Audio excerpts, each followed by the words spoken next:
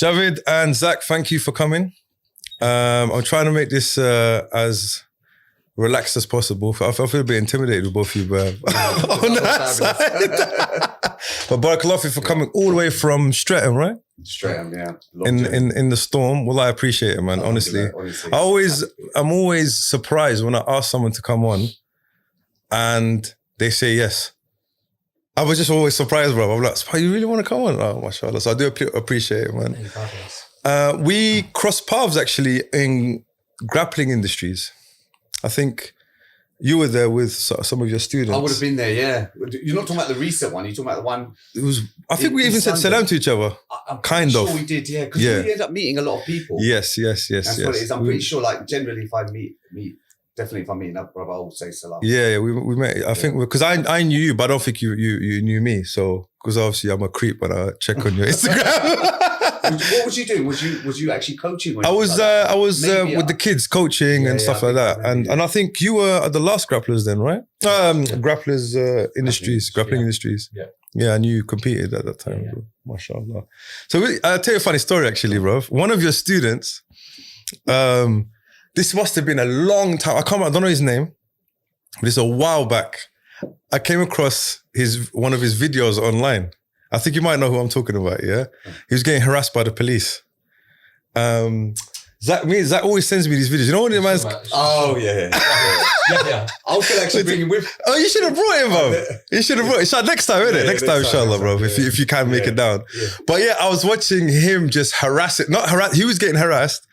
And he done some verbal jiu-jitsu, bro. It was hilarious, bro. Very good at that. It was amazing. And then I saw him obviously when we followed you and stuff. And I saw him. I was like, oh, subhanAllah, I didn't realize he does jiu-jitsu. So kind of went full circle, innit? So let's just start off, inshallah, by, because it's both of you. I guess you're going to have to go whoever. I'll start with you, Javed, yeah? My life isn't very interesting. But it's very interesting, I'm pretty sure, bro. But I know you've got quite an extensive background. So let's start off with your origin story, inshallah. Okay. Start when I was a child. You know what it is? It was back in, I had to ask my mum actually the other day. It was 1977. That's when I started judo in Stockwell Park Estate. So me and my brother, we went to a judo club, started a judo club. It was either 77 or 78, but my mum was saying it's 77. She was basing on, I can't remember what she was basing on, but she said, look, it would have been 77. So me and my brother went there and... your older brother? My older brother, yes. Right. He's not really into martial arts, but we obviously tend to do a lot of sports and whatever together when we was young, because these guys weren't around then. So it was just me and my older brother and my sister. MashaAllah. I remember going into the club and it was just...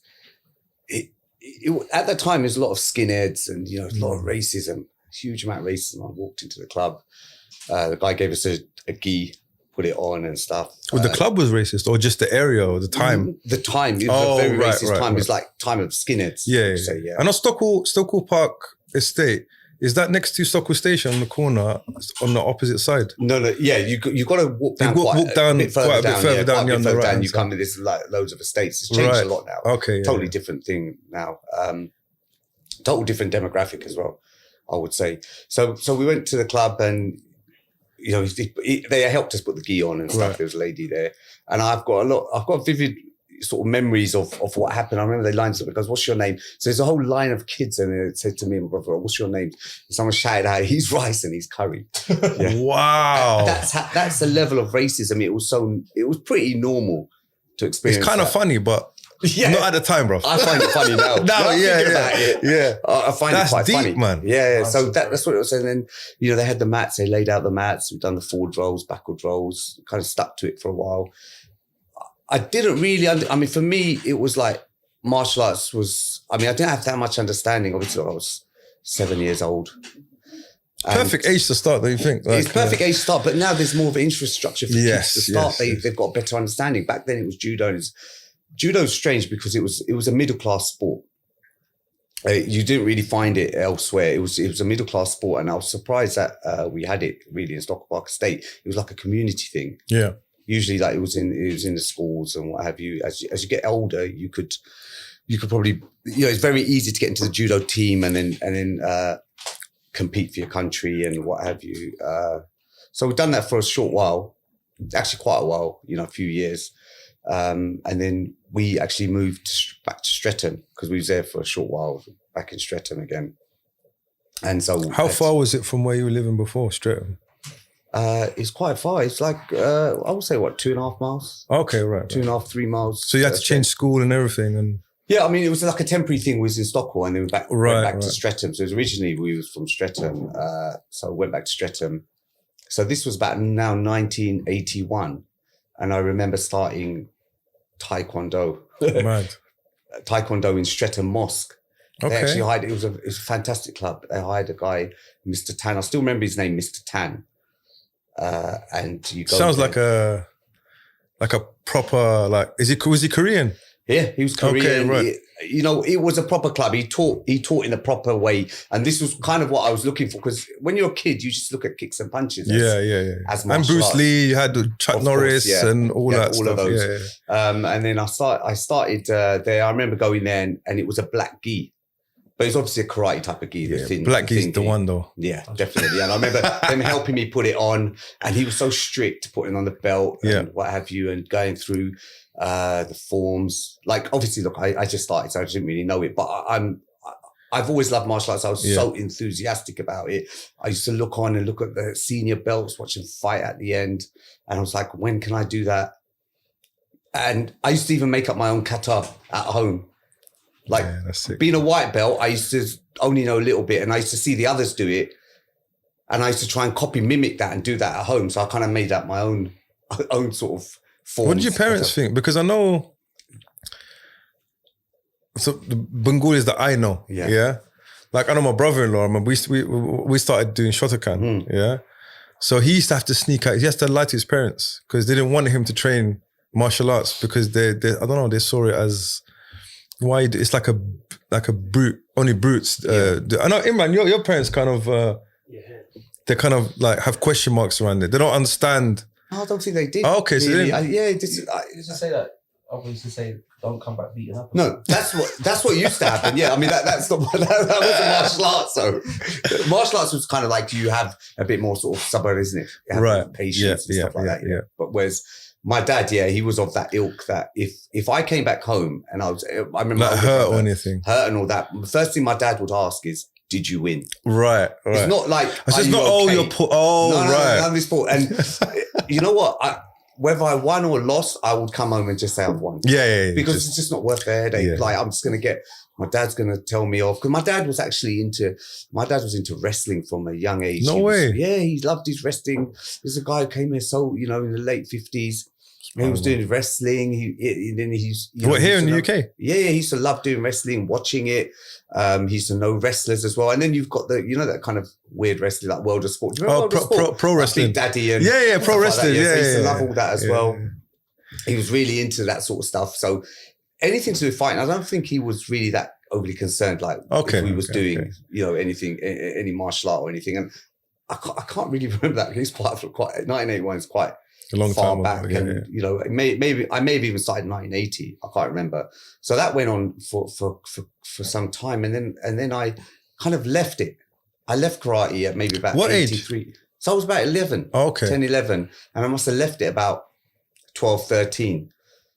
I was doing my own stuff. I mean, it sounds really bizarre now. I was training myself in my house, so I would remember the things I learned in the Taekwondo class. Stuff in the judo, and I'll just make up my stuff, and then I was always playing back the Bruce Lee films, the old Chinese. There's all obviously videos and Legend of Fung Sai Yuk and all these kind of like all these weird kind of films. And that's strange. But do you remember why you left? Like, you just couldn't be bothered with it anymore. It was just a case of, parents have to go and pay the membership, the subs and whatever. It got too much. Yeah, it got too much. And back then, martial arts, you only done once a week. Yeah. This BJJ thing is like it's a different era where people train. Can you imagine telling someone I only train once a week martial arts? Yeah. That's nothing. It's not. That's nothing. We don't actually at Legion, we don't. So the minimum time you can come is twice. That's what. Because once is like, what's the point? It's not scouts. You get me? Yeah. Do you know what I'm saying? You got to train minimum. I mean, I would like twice a week. You can get away with improving. Yeah, So you're doing your own MMA at home. I was doing my own thing. Yeah, I was doing my own thing, and even with the karate, I used to love the kind of sparring, but it was a bit strange. It probably wasn't what I was looking for. Yeah, I know you've seen it's like points sort of. But I used to karate, bro. I know exactly. Yeah. It's very regimented. It's like front punch, sunrise block. Was it rising sun block, whatever it's called, and whatever. And then you have to remember all the names. Yeah. But the thing is, I always like the kumite part, the fighting part of it. The kata, I used to hate it because there was so it's like. Because you did taekwondo, right? So similar kind of... same thing, yeah. Same thing, right. Yeah, exactly. So, yeah, I remember hating going. Really? Like, roughly at your age, 11, 12, I got my black belt. And then as soon as I got it, I was just like, you know what? I don't know. I just didn't have the feeling to kind of go back. But I think a lot of kids, anyway, regardless, I'm sure you guys have it, no matter what martial arts, when they hit 13, 14...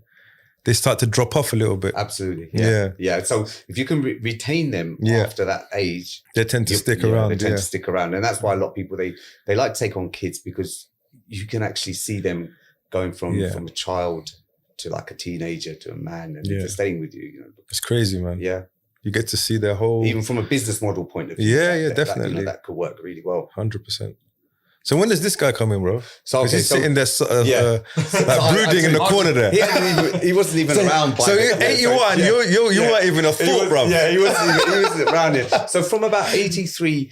So yeah, that's when I was born, 83. Okay, 83 to about both were born then. Yeah, both were born, exactly. 86, because what happened? My dad died as well. Allah rahmah, so bro. after a few years after that, my dad 80s, died. Yeah, in the 80s, my dad died. He died really young. He died when he was like about 3 years old. No way. Yeah, so when a lot goes through, martial arts isn't a thing. But I'm still doing my stuff in my room and what have you. And then I remember, I think 1987, early 1987, I started kickboxing in Regent's Park Mosque. Okay. A fantastic class. It was run by a guy called Ismail Hamza. He actually, he's a martial artist, a good one as well. Is he still about? He's still around. I don't really have any contact with him, but he does like stick fighting and stuff like that now. So I was doing some kickboxing with him, and then this went on for a while. And then somebody said to me, there's a guy who does Wing Chun in Al-Muntada. And that was it. As soon as the guy said that was it. This is what I've been looking for, is Wing Chun. Yeah. That's it, bro. I used to actually study. I went to school in Muntada, bro. Is it? Yeah, the primary school. You know what? I think, did you say it in one of your podcasts, I think, with Mdad? Yeah. We used to travel, like, imagine from Hackney all the way to Muntada. It was a special crop of people there, bro, at that time. That's bro. Missions. Tell me about it. We had to wake up at 6 a.m, leave actually more earlier than that, and just travel all the time. And you know that journey east to west, it's long. Even back then, it's long. Even now is worse, forget about it, bro. But you can't do that. But I noticed there was a lot of Algerian families that used to send their kids to because that was the only. I mean, you had Islamia school. Remember Islamia?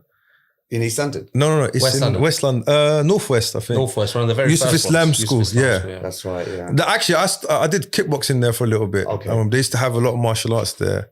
Muay Thai, bro. Did it for a bit. So Muntada did Wing Chun. Muntada Wing Chun by a brother called Osama. Now, the first day I went... Was he American, bro? No. He was English, white brother. Oh, right. He was known as Simon. Right. By, say, his teacher and like the people who knew him.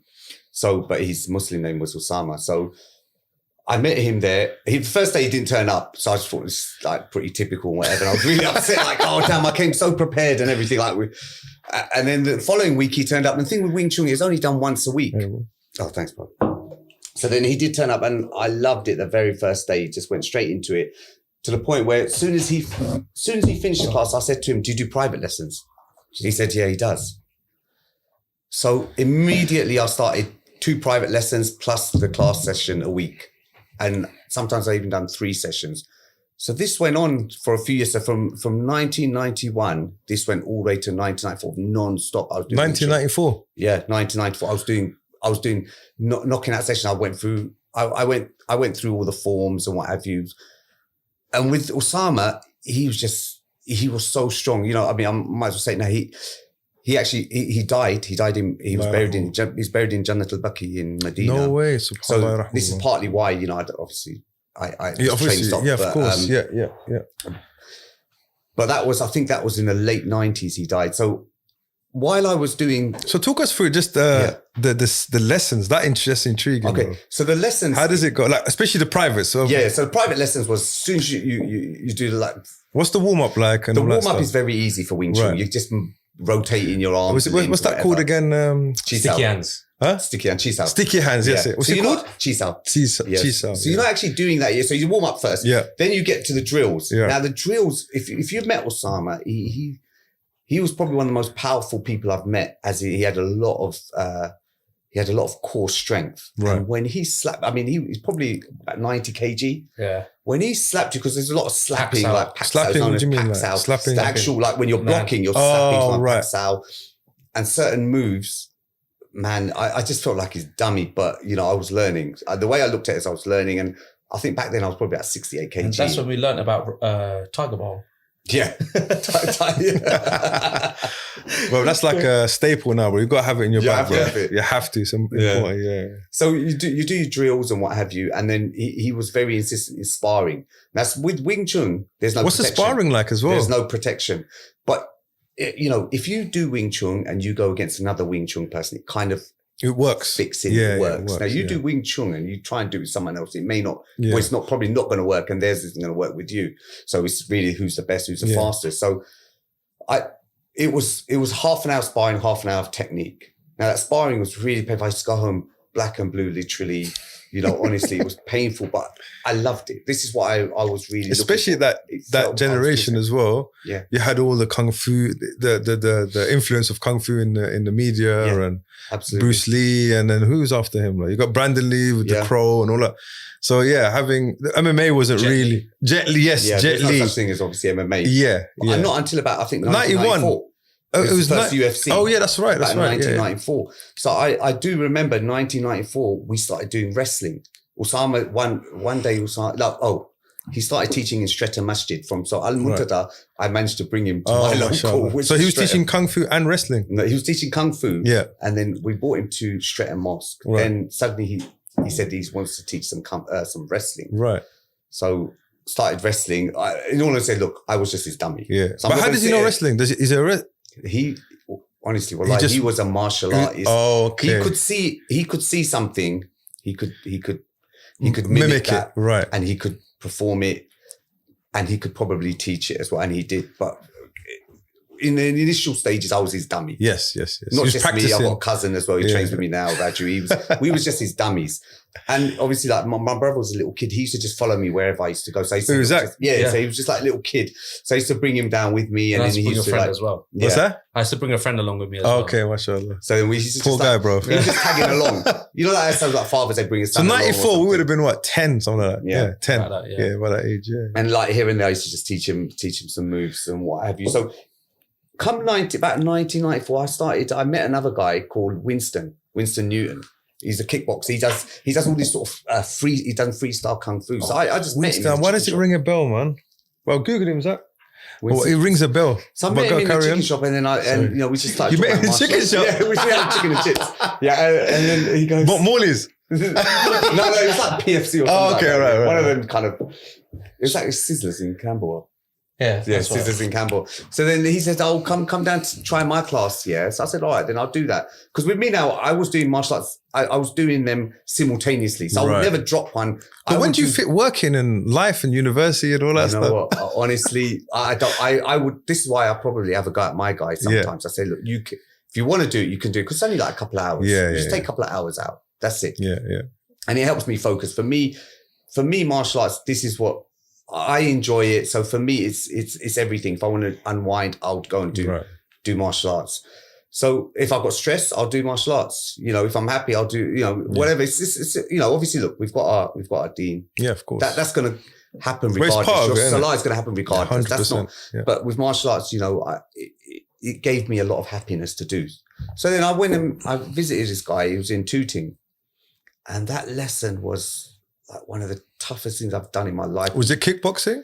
It's called Ninja Freestyle. I know. I love this guy, bro. I love this guy. It's called Ninja Freestyle, and all I remember was jumping over like 10 chairs.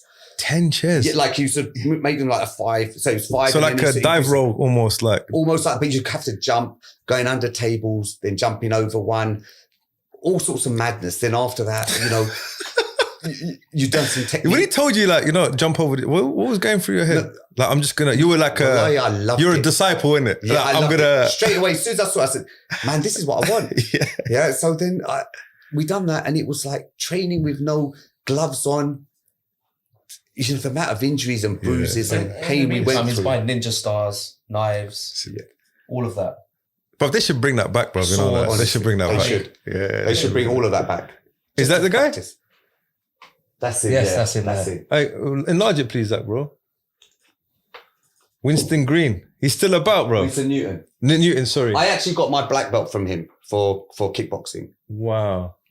On the left. And that's quite more of a recent one. I mean, he was obviously like a lot younger. Of course, when I started with course, him. Yeah. And he was like, I had a lot of respect for him. I've seen him.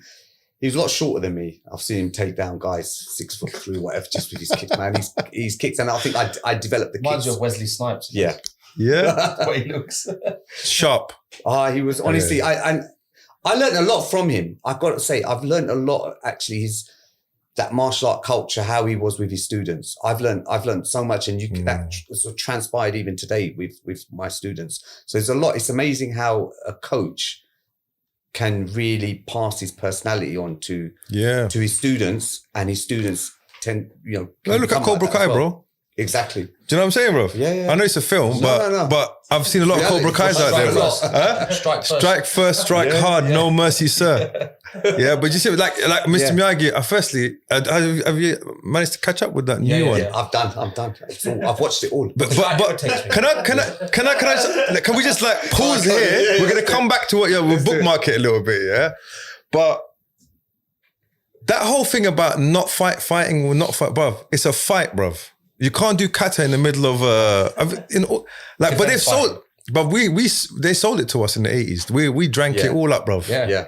Because Karate Kid was probably the first martial arts film because it was an American film. Yeah. Does that make sense? It wasn't like this mystical Chinese. That karate kick in school, man. It seemed realistic. It seemed realistic, but when you look back at it, like you're like, bruv, Johnny practically headbutted his foot. You know the last bit when he went like that? Yeah. He put his hands down and he headbutted his foot. If you slow it down, right, my guy headbutted his foot. Do you know what I'm saying? And if you lift, like then Machida done it. Was it Machida did it in UFC? He knocked out Randy Couture. Yeah. And then Anderson Silva did it as well, bruv, I think. But he done the front kick. He knocked out Vitor Belfort, innit? Yeah, so then you see it applied properly. Then it kind of like won me back a little bit after that. But that whole... Yeah. I was a Johnny fan though. I prefer Johnny. I think everybody... Yeah. Secretly. When we was young, when we watched Karate Kid, we was all for Daniel. Yeah. But now, this time around, it's Johnny, bro. But even then, like, I mean, what's his name? LaRusso, bruv. For me... He's a waste man, bro. He's a bit of a waste man, isn't He's annoying. He's so annoying, blood. He's a troublemaker.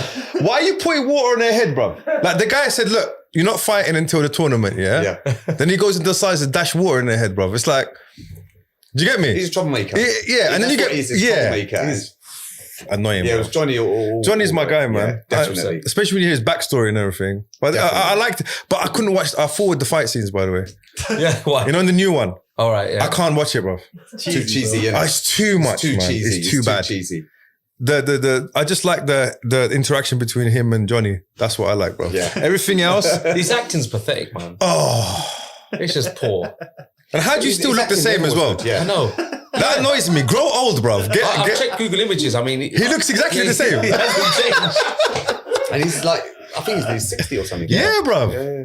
So that's and he's got no muscles. But it's just like this. I was going to say he looks like an accountant, but I should say that, innit? But subhanAllah, yeah. So anyway, go back to... Yeah, so I think, 9. So I went to this club. Yeah. And I thought my hands were fast. Their feet were just as fast, if not faster. And I thought, I need to do this.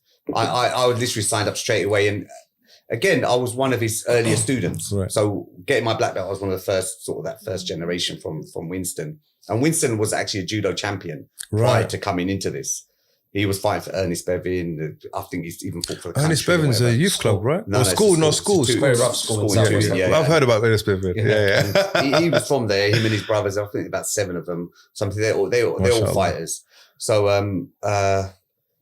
So once I started that was it. I signed up and I was doing that alongside Wing Chun. So Right. Wing Chun plus that. Bro, I you're know becoming this a is- weapon, bro. Yeah. Allah Mabarak. But the thing was, there's a lot of contradiction, obviously, in the way you punch and whatever. But I managed to separate all that. And the funny thing was, I started teaching it as well. So I started teaching instructing because what happened is Osama, he went off to China. One thing with Osama, he went off to China in some Shaolin, out in a mountain somewhere. Wow. He was that much into Kung Fu. Yeah. So he kind of like left it to me, and I had Zak there. I was teaching Zak. Is that you got Wing Chun as well, I yeah? think I went up to the first form. So With him now, he just can't pick up any. He just. It's like this guy. It's like this guy, bro. Every time I used to bring him karate, bro. Bro, it's long. No, He doesn't want to do never it. done the warm up. I just Yeah. want to just fight. Yeah. Not learn anything. This guy's the same, bro. He's the same in jiu-jitsu. Oh, is it? I hate the warm up. Hate the drills. Drills are the worst. Can't Yeah. stand drills. So what are you there for then? Just a scrap? Just to have a scrap of Yeah. fun and go home. Some bruises and Yeah, why not? Just for hard, innit? So poor Zak's being dragged around by He's you, bro. been dragged Like, he around. hasn't got a choice at this No, point. and I'm Yeah. taking him to Yeah. classes. I'm taking him to the mosque, like to teach. I'm teaching there as well, and I'm kind of teaching like Wing Chun, Right. strictly Wing Chun. So none of this kickboxing So stuff. by then you've got there's quite a few students. Yeah, I've got mashallah. loads of students that like, Yeah, were doing Wing Chun, Yeah. but only Wing Chun. And how old are you at this time, roughly? I was about 25, 24, 25. So you've gone uni and done all that stuff. Yeah, no, because I had actually had my own business from like age of 20. Mashallah. So you know what? What was the business? It was a petrol station. So I had my own petrol station, and that. Wait, I tell you what that is. That is You're a G, bro. You're a G. Bro, just imagine the movie you could make. Just imagine it, bro. Yeah. You can't say petrol station. But it has to be done in the 80s. A guy who owns a petrol station and he's defending it from like the local I was gangsters. going to say that was my training ground. Yeah. That was the training ground for martial arts. If you What want to was it? Texaco? What was it? It was SO. SO. Esso. Wow. Esso. No, your petrol So station. high grade, yeah? High grade Yeah, petrol. top quality. So if you want to practice your martial arts, it will. You know what? Trouble will come to you. You don't have to look for trouble. It's there.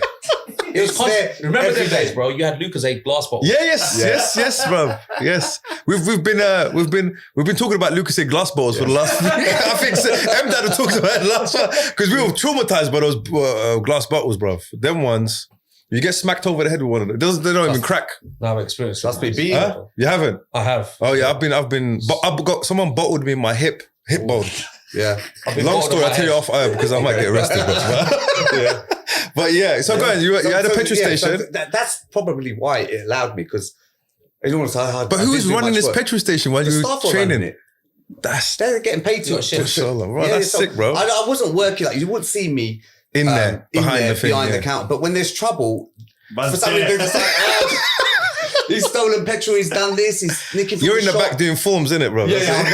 You know what you say? Oh, That. you got My the- stockroom, I was skipping and doing my forms. Not No just joke. that, he had a wooden dummy. In the petrol station, Everything, yeah. bro. This is a movie, bro. I'm telling you, bro. You know I those was- brothers, mashallah, got that film coming out, Two Sides. Oh, yeah. That's You know what that, I- mashallah. May Allah, shout out to them, bro. But we should get one about, you know, But I told a you, I young was like, Bengali guy owns a I was petrol annoying station. the hell Had a out of wooden dummy in everyone. the shed as well. Yeah, annoying the hell out of my family. I would sit there, like maybe like if I'm sitting there with my mum, I'm just like doing the form, and she's like grow up. Stop What's it. wrong with you? You know, like You okay? come on, you know. So it was just, but he was probably my only supporter. Yeah, I'll be honest yeah. with you, he was my only supporter when it comes to this martial arts stuff. And my mum obviously, like, Yeah. she just cared about me. She didn't want Of me to do course, all of this. course. So having a petrol station, like, you know, this was good. This was like real live training. So you're doing your practice training, Yeah. live training, and you know what it is? You don't know where the amount of trouble you will get at petrol stations. It's almost like people wake up in the Heart was morning. Streatham as well. Yeah. Whereabouts? Do you Right. still have it? No. I left right. that. It's too much headache. Yeah. So people wake up in the morning and almost like, I'm going to make trouble. I'm going Yeah. to the local petrol station. I used to deliver. Listen Yeah. to this one. I used to do deliveries, sandwich deliveries. Yeah. So to Essos, that's why I asked you which one it was. What? You're the guys in the morning. You know Green Core. No, but this was a while ago. They changed the names so many times, but I can't remember what they're called. Yeah, they're always changing sandwich companies. So no, the first one was in Streatham. Yeah. Then I had one in Kennington, so I had two. And the Streatham one, like to do with the franchise, whatever, it closed down. So from Kennington, I moved to Forest Hill. Now Forest Hill was there for like. I know the one in Forest Hill. You know the one going down the hill? Yeah. That was mine. I used to live in New Cross as well. You know the New Cross one? Brockley. Then I moved to Brockley. Yeah. See those areas, and I know what you're talking about. Yeah. It's like zombies, bro. Honestly. Like they'd come out and at night you're not allowed to open the doors, right? You have to. Get that one. They'll send you to the back. If your all fries are pumped just like 2 seconds too late. Yeah. They pick up it's like, honestly, they start frying. But Petro, you're right, bro. Crackers that come to steal from the place, like literally, they've got a coat on and it's holes, obviously. Yeah, professional, bro. Yeah, and it's always coffee and stuff like that. They go for coffee. And meats as well. It's high value item. Because I used to work in Iceland, they steal the ham and and all the cold meats, bro. Anything, So you have to stop them. Yeah. So you either let them do it or you stop them. Police ain't gonna come. Do you think police are gonna come? You even had it kind of Sharia compliant. You never had no haram stuff there. No, I didn't. Good. I didn't. But you know what? Now it'd be very difficult because they're using alcohol and everything. Well, you have to do it. Yeah, it's all part of your franchise agreement. I was early stages, like having. But what? I keep coming back to this petrol station, because I've never actually met an owner of a petrol station, bro. Usually, petrol station owners are Sri Lankan. Sri Lankan, yeah. That's right. That's right. All my stuff was Sri Lankan. Oh, is it? Towards the end. Yeah. Initially, I didn't have Sri Lankan. Family and I had friends. family, friends. Forget that. Yeah. You need Sri Lankan to work in a petrol station. But you know what cracked me up? Let me tell you the story about Sri Lanka, bro. I used to deliver, So, bro, I'd see this guy every day. Yeah. So I would work 6 days a week. So Monday to Sunday, Monday to Saturday. I'd work from like 3 a.m. to about 11. And if I finish early, sometimes 9 o'clock. So I forgot his name. I said, bro, like, when do you have days off? He goes, if there was 8 days, I would work 8 days, bro. That's them. They work, bro. Bruv, they used to do 24-hour shifts. So what they used to do, 24-hour shifts. Minimum they would do 16 hours. They won't get out of bed for 8 hour shifts. It's got to be 16. So if you give them 24, that's fine. They'll come back after 8 hours and do. So what do you mean 24, bro? Explain 24 that to hours, me. Like they're the whole time for 24 hours. What, awake? Awake. They probably slept at night. But do they come the next day? They'll have like 8-10 hours and they'll be back again. They're superhuman, bro. No, that's why you need Sri Lankans in the petrol station. They know how to deal with the customers. Yeah. There's no customer service though. No. They're not. And there's no can I help you? They ignore you. But you know what? The customers that come in, 90% of them don't. They don't chat to you. The customer's always right. That goes out the window. Honestly. So you're telling me you took this petrol station job, So you bought a petrol. Well, you owned a petrol station, and you would practice Wing Chun with the crackheads. That was your thing. That was your training. You had the kickboxing. So basically, that's martial nuts, arts works. Even my other brother, they practice it quite a bit. Actually. Yeah. So my other brother used to work there as well. You know, we've had a guy jump over the counter and left battered. Honestly, no joke. That's crazy, man. You know, if you think about it, the police were a bit more lenient. Yeah. And you know what, with the camera as well, you just something happened. Yeah. It was VHS back then. Just put a magnet on it or something. Yeah. It was VHS. Just it doesn't exist. And so this was late 90s.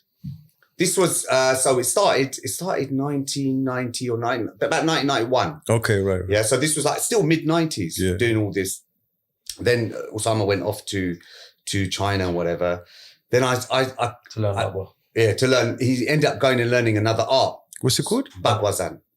What's that, bro? It's like Tai Chi. It's like a more powerful version of Tai Chi. So Tai Chi is very like, very, like they got Hadoukens in there, bro. Yeah, basically. This one's like, this one's like Tai Chi with Hadoukens. You flopped it, Zach, bro.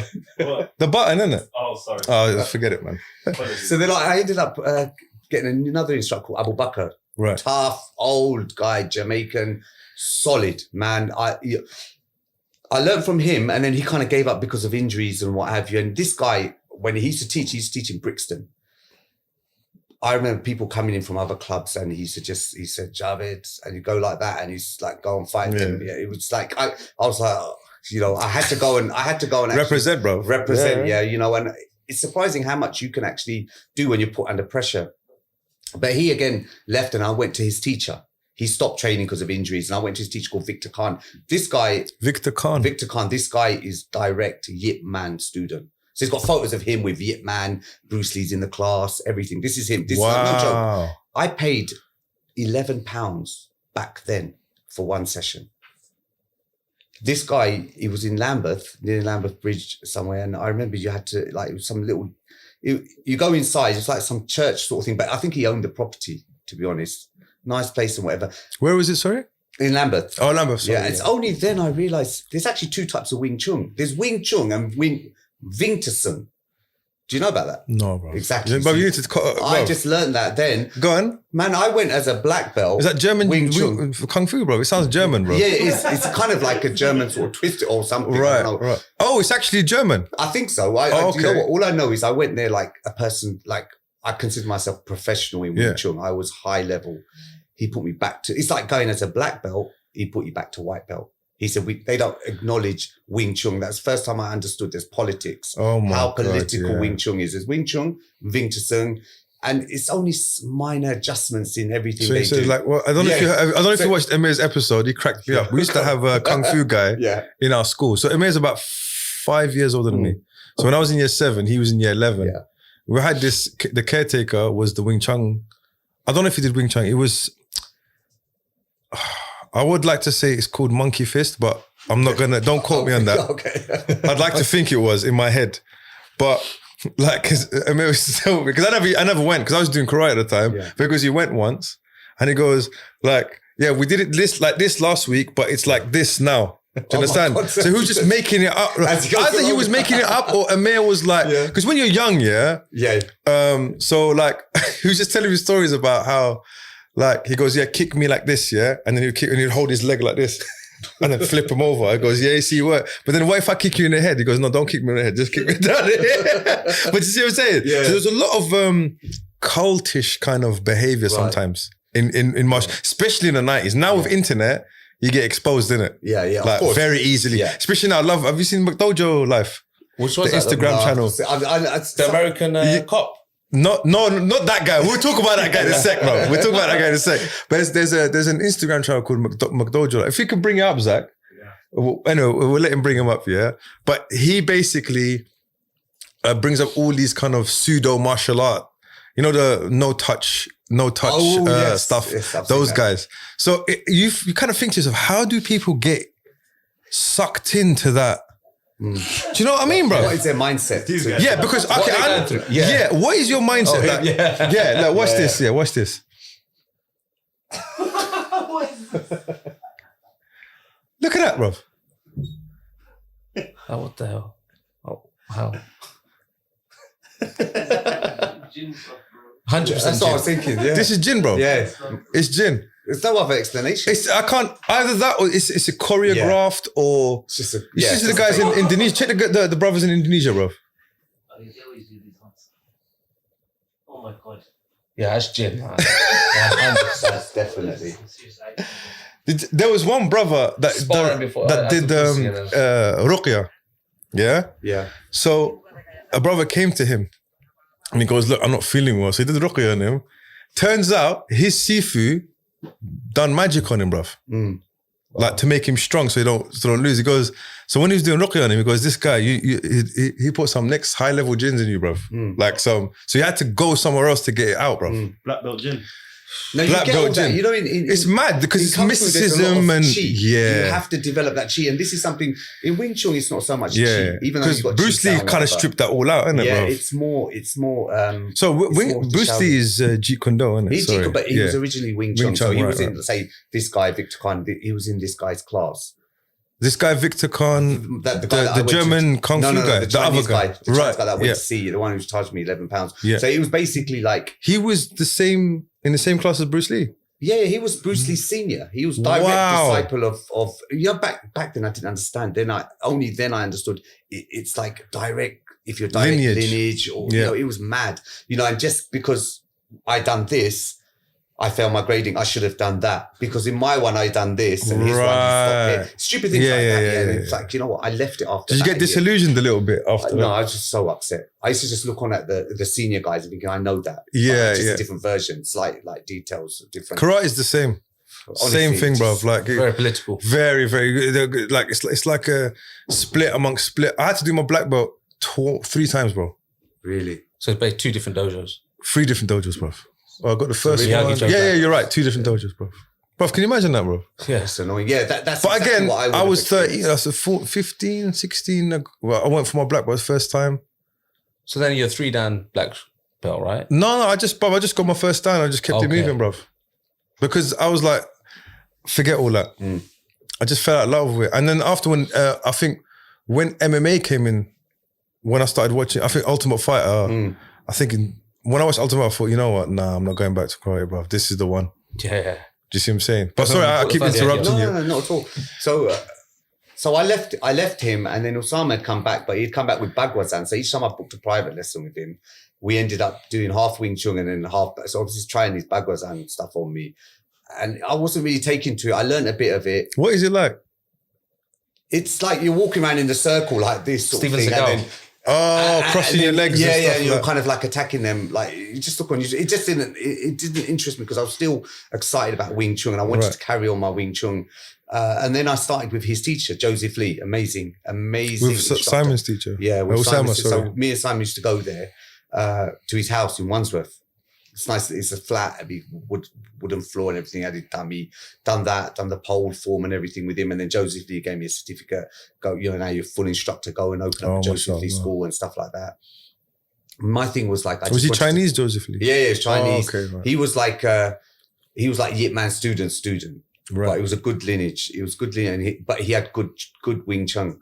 For me, I wanted to. I didn't want to open up a school. Nothing. I'm too busy. I feel like I've got my own petrol stations to run, bruv. Come on. Exactly. Yeah. So all I wanted to do then was just. I mean, he knows. He's like, I just wanted to teach in the masjid. I just wanted to teach. That was my near from the moment I started doing Wing Chun, like proper, like going through a syllabus and stuff. My Osama was the one who inspired me. After seeing Osama teach in a masjid in Al-Muntada, why can't I do that? Yeah, so. Why can't I be the person teaching and giving? I didn't used to charge or anything.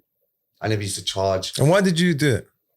What was the what's the word? Why did you want to teach? Yeah, thank you very much. Motivation. You know what it is? It's where else are they going to go? Like some of them don't want to go other places. Yeah. They come to me, they'll learn it. I've taken the bitter pill for them. I paid the big bucks. I've put the time in. I've done the traveling. I've done everything. You've got it on your doorstep now. I'll give it to you. Can I ask you a question, bro? Sure. Because this is my experience, yeah? And I don't know about yourself. You're kind of lucky because you had your brother like paving the way in front of you, innit? But I remember I felt like an outsider in martial arts. Like every time I did something, you'd go to a club. Because the fact that you're Muslim and you're different, you're an outsider. Yes, you do the same art, but this is initially when I started. And I just felt, because the whole bowing aspect of it, and my dad used to always tell me, make sure you don't bow. Because it's a grave, in Islam, you do not bow apart from, in front of Allah, yeah? So for me, imagine they're bowing. To them, it's just bowing, yeah? To us, it's breaking a fundamental rule, right? So you'd get, like, especially in Japanese, I don't know about in Chinese martial arts, but in Japanese martial arts, bowing is but they do sujood, bro. It's proper. It's and they see it very, very rude. Yeah. Like, not even rude. I would say he's more than just that ustad.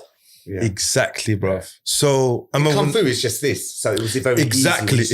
So you're going into class and you're 11, you're 9 years old, 10 years old, and your dad's like, obviously he wants the best for you, right? Yeah. And then also like pairing up with a girl, like again, there's that whole kind of it's gonna affect me in that way. Yeah. And then there's all these things so you kind of roadblocks a little bit, especially when you're a kid. When you're an adult, it's a bit different because you can speak up for yourself and you can. But as a child, I remember, I think that's why when Amir asked me to kind of join Legion, is something for me. It was like, you know what? That's something that we create that environment now. We can make And also when someone else comes in who's not of our faith, who's not of our background, we make sure we make them feel comfortable as well. Does that make sense? But I feel like and this is my experience. Maybe you didn't have that experience, but in my experience, like I always felt like the outsider, and especially in karate. I don't know, judo's similar, but not anymore. But I'm talking. Were there predominantly non-Muslims where you went? Yeah, but remember, the Karate Association is all police, bruv. Okay. It's run out of, a lot of them are ex-police or judo. I know a lot of them. They have, Finchley police station. Not police. There's like a training thing. So a lot of them. So it's you almost feel like not being profiled, but a lot of it is your own insecurities as well. You can't project everything on them. But sometimes when you experience something, like you said, you grew up in Stockwell in the 80s, yeah? You can only be called Curry a few times before it becomes ingrained in you, right? Yeah. Or you're being called a this and a that. So sometimes, especially as a kid, you carry that baggage. So unless the teacher goes out of the... It's too low, bro. It's too low. Emotional damage, bro. Yeah. So unless the teacher goes out their way to make you feel comfortable, it's going to be you're especially that's why when I teach as well, especially I make sure that I'm sure you'd sympathize as well. You are only as good as your weakest student. And I say weakest, I use it more of like someone who finds it difficult to, especially in jiu-jitsu or wrestling, whatever. Like that's who you should measure yourself against, not the one who's already athletic, already confident, already. Does that make sense? So as a teacher, you should always look at the weakest one and think, okay, how am I going to serve this guy today? Does that make sense? Yeah, obviously, I say that as well. When somebody comes into Grapplers Den, I get people that say, I can't do anything. I say, I'd rather you come than a professional fighter. I'd rather see you improve and be able to defend yourself and have that confidence, because the other guy doesn't need it. He's gonna be okay regardless. Yeah, exactly. With or without me, you can go to any coach. Do you want some more? No, I'm good, thanks. What about you? Yeah, so you started teaching in the masjid. Yeah, so I was still doing the ninja freestyle. Love that, bro. Ninja freestyle. I was still doing that, and I was teaching at the masjid. That my Wing Chun training was in the masjid, like with that. Zach was starting to grow up now, so I was at Zach. I had all my other students as well, my cousin. And I started a bit of boxing as well in Putney Police Station. We spoke about the... Was it in jail or was it like... that was just... They actually had a really... the police have good clubs, Yeah, that's what I'm saying. A lot, really good, yeah. But again, boxing wasn't something What was it like training inside a police station, bro? You didn't really think about it like that. Oh, is it? Because there was a lot of externals there. Right. There was a lot of, I don't even think there was many police there. Well, I get nervous just the police are walking past me, bro. For no reason, though. I don't blame you. When you grew up in the way we grew up, bro, it's like you get a bit... What have I done? Exactly. So I jacked that. That was only for about 8-9 months, I think, maybe max a year. So this kind of went on for a while. And then it was this Winston... Suddenly, like, he's a judo guy. He suddenly had these old beat up mats. This was like, we got to 1998 now. Back 1999 maybe, beat up mats totally. He put them out and he goes, today we're doing shoot fighting. Ooh. Right, so I said, okay. He goes, we're going to grapple and we're going to strike. So I thought, so shoot fighting does it include kicking as well, or is it just boxing? It was everything. Oh, is it? With Winston it'll be everything. It'll be everything. It's MMA basically. Yeah, but this is before MMA basically. Kind of. UFC had come out. Oh, right. It wasn't as popular as what. Because shoot fighting is Japanese, right? It's kind of it's like Vale Tudo. Really. It was all the same thing. I think he must have just found the name on the line or something. So he said, we're doing that and there's no protection, nothing. It just went a bit crazy. What? No gloves, nothing? The thing in Winston's class, bro. There was no protection. We trained with no protection. I was used to it from Wing Chun. Never wear anything in Wing Chun. Yeah. Only when we was competing and stuff like that, you'd wear padding. They'd even put a big massive face mask on because of obviously the pokes face and mask. Stuff. Because what did it you look might get poked. This kind of like similar to what the fencers have, but bigger. Oh, sort of like the Aikido one. Not Aikido, the what's it called? Kendo or whatever. Kendo, that's it. Kendo. Similar to that sort of stuff, yeah. So, with Winston was doing that. But when we competed, and Zach I used to bring sometimes. All right. I used to always encourage like my brother-in-law. Zach, I was always drag someone with me. Just try it. They done one of Winston's class. They didn't want to return. No, seriously. You'll puke. Is it? warm-up even alone for was just today's messed up. standards. I swear it was legal. It's not legal. It's not legal. What Yeah. he was doing.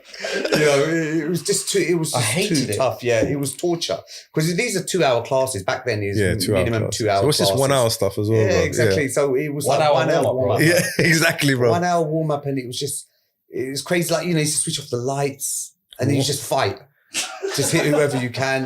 This is kind of madness that used to go on. You guys used to do blindfolded as well. Yeah, everything. What do you mean Blindfold, blindfolded? like when we was doing Wing Chun, we used to just like Right. blindfolded and do just Chi spar. Sao. Yeah, like you know what I was good at? Like you could, I could punch a candle, and I put a candle with the speed of my punch Yeah. and my kick. Obviously, I can't do it now. I'm dreaming of doing it now.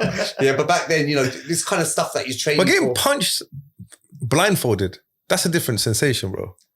that's painful Because you can't. you don't see it coming. Yeah. So your brain doesn't acknowledge something. Have you been coming your punched way. blindfolded? Loads of times. But why? No, but this is part of the training. You can't say no. Yeah, you can't say no. You can't yeah, say no yeah. because you look like an idiot. Yeah, if you say no. Did he It's have like a reason though? What was his reason? He's Not really- training, conditioning. Yeah, yeah. It's all part of the conditioning. That's bad. I can't remember. He said if you're in a nightclub, but I was thinking I'm not going to be one. You know it'd be It's sick like- though if like one of his petrol stations, they've got 4 guys and he's like, you know what? Turn off the lights. That's how John Wick. Yeah, John Wick thing, bro. Yeah. So it's like kind of crazy training. So we started this shoot fighting, and then didn't last for too long. Then somebody told me about jiu-jitsu because obviously I've seen the Gracie, Hoist Gracie then and whatever. But even then, I was resistant to any sort of Grappling. Like I thought, you know what, my He was skill quite is good stubborn enough. with Wing Chun. Yeah. He was quite in love with it. I was in love with it, and same with the ninja freestyle. I thought I don't need just rolling around. Yeah, I can fight that person off. Yeah. But you know, training is training, and the more I learned, the more. So how I did can it come give in to someone. your radar, jiu-jitsu? So somebody told me, oh, there's a Wing Chun guy who does jiu-jitsu as well. So I thought, you know what, let me go. So how old were you at this time? I was hitting 30 then. Okay. So I you was didn't about start 30. jiu-jitsu till quite late. No, I didn't start until I was 30. Right, interesting. So then about 29, let's say 29, 29, 30, yeah. So then they said it's in High Street, Kensington. The moment someone tells me about martial arts, I'm there that same day. Yeah. You don't have to tell me twice. Was it I in just get the details. Club Kensington? Yeah, that's famous. Yeah, famous. that's yeah, right. Yeah. So you go there. I think Amir used to train there as well. Is it? A while Okay. back, like a long time ago. So then you started with was it Maurizio? Mauricio, yeah. Yeah. It was Mauricio teaching there. Yes. Since he actually said Yeah. he remembers you as a blue belt. I was saying to Is him, it? Yeah. Yeah. No, I was going to go on to that. Because there's wrestling. I think there was a wrestling. There still is a wrestling club there, isn't it? I think so. Yeah, I think there's a wrestling I mean, club you there. do see famous. I did see famous people there. Some half of them you don't really know because they're singers and stuff. But you know, people are like sort of trying to get their autograph as they're leaving the place, not in the gym. So there you put out the mats, and to be honest, you're probably like the second or third person there. Sometimes, if you're lucky, there's more, 5 or 6. What, in people. jiu-jitsu class? Yeah, it's very quiet. Right. It's very quiet. And I used to go home and tell him all about it and stuff. He wasn't really bothered about it. He wasn't really interested in jiu-jitsu. And you're doing this ninja freestyle thing? He don't know. You're just Wing Chun? He used to just come to the warm-up now and again, never return again. Any then little bit I used to learn, I just used to try fight someone wherever I can. As in what? At home? Just with friends, man. Oh, friends. Yeah. Not like randoms. Random Sometimes. He's actually got a jiu-jitsu story. I'll tell you that about Okay. So then I went to the Club Kensington. I thought, this is amazing. What, jiu-jitsu? Yeah. I really liked it. I really loved it, to be honest. And that was it. I went and bought a gi and stuff. You know, I used to just go window shopping or shopping to, like, I don't know if you remember Leicester Square, there was a martial arts shop. I forgot what it's called. Oh. You know, right near the station. I used to just go there just to look at stuff and books, and then there was So we had our own one here. Remember Right? the combat magazines you show? Combat magazines, yeah, I remember those. Bro, Google that. I think it's still there, bro. Not the one in Leicester Square. It's not there I went anymore. the other day looking for it. Oh, it's not I went there? to a restaurant and then, well, not the other day, a while back when I went to the restaurant, maybe about a year ago. So it's not there anymore? No, it's closed down. I don't think they could afford the rent. Yeah, Things that's, like that. So I used to go there and, you know, I bought my gi, I think from their old Shaolin Way.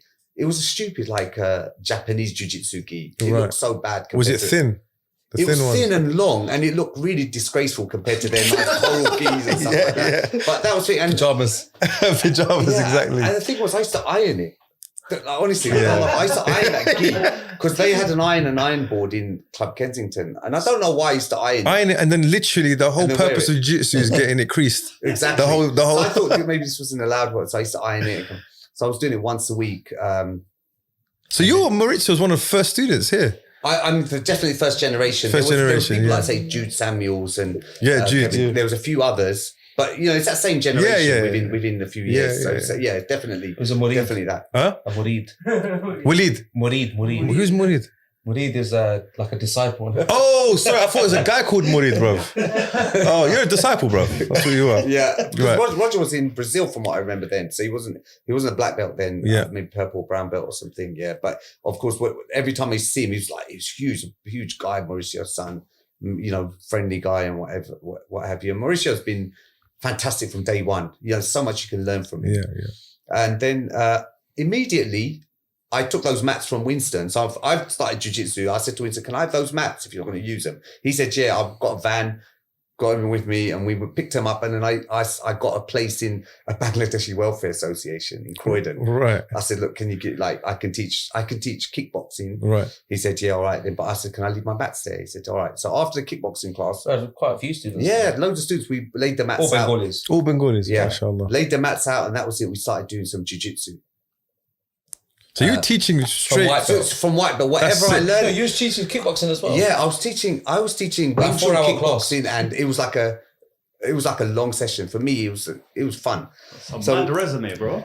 Bro, I'm actually like trying to keep up in my head. Yeah, we definitely need to make this film happen though. 100%. So then, whatever I learned, I never called myself a coach. I said it's like this 10 of us. This one, an armbar.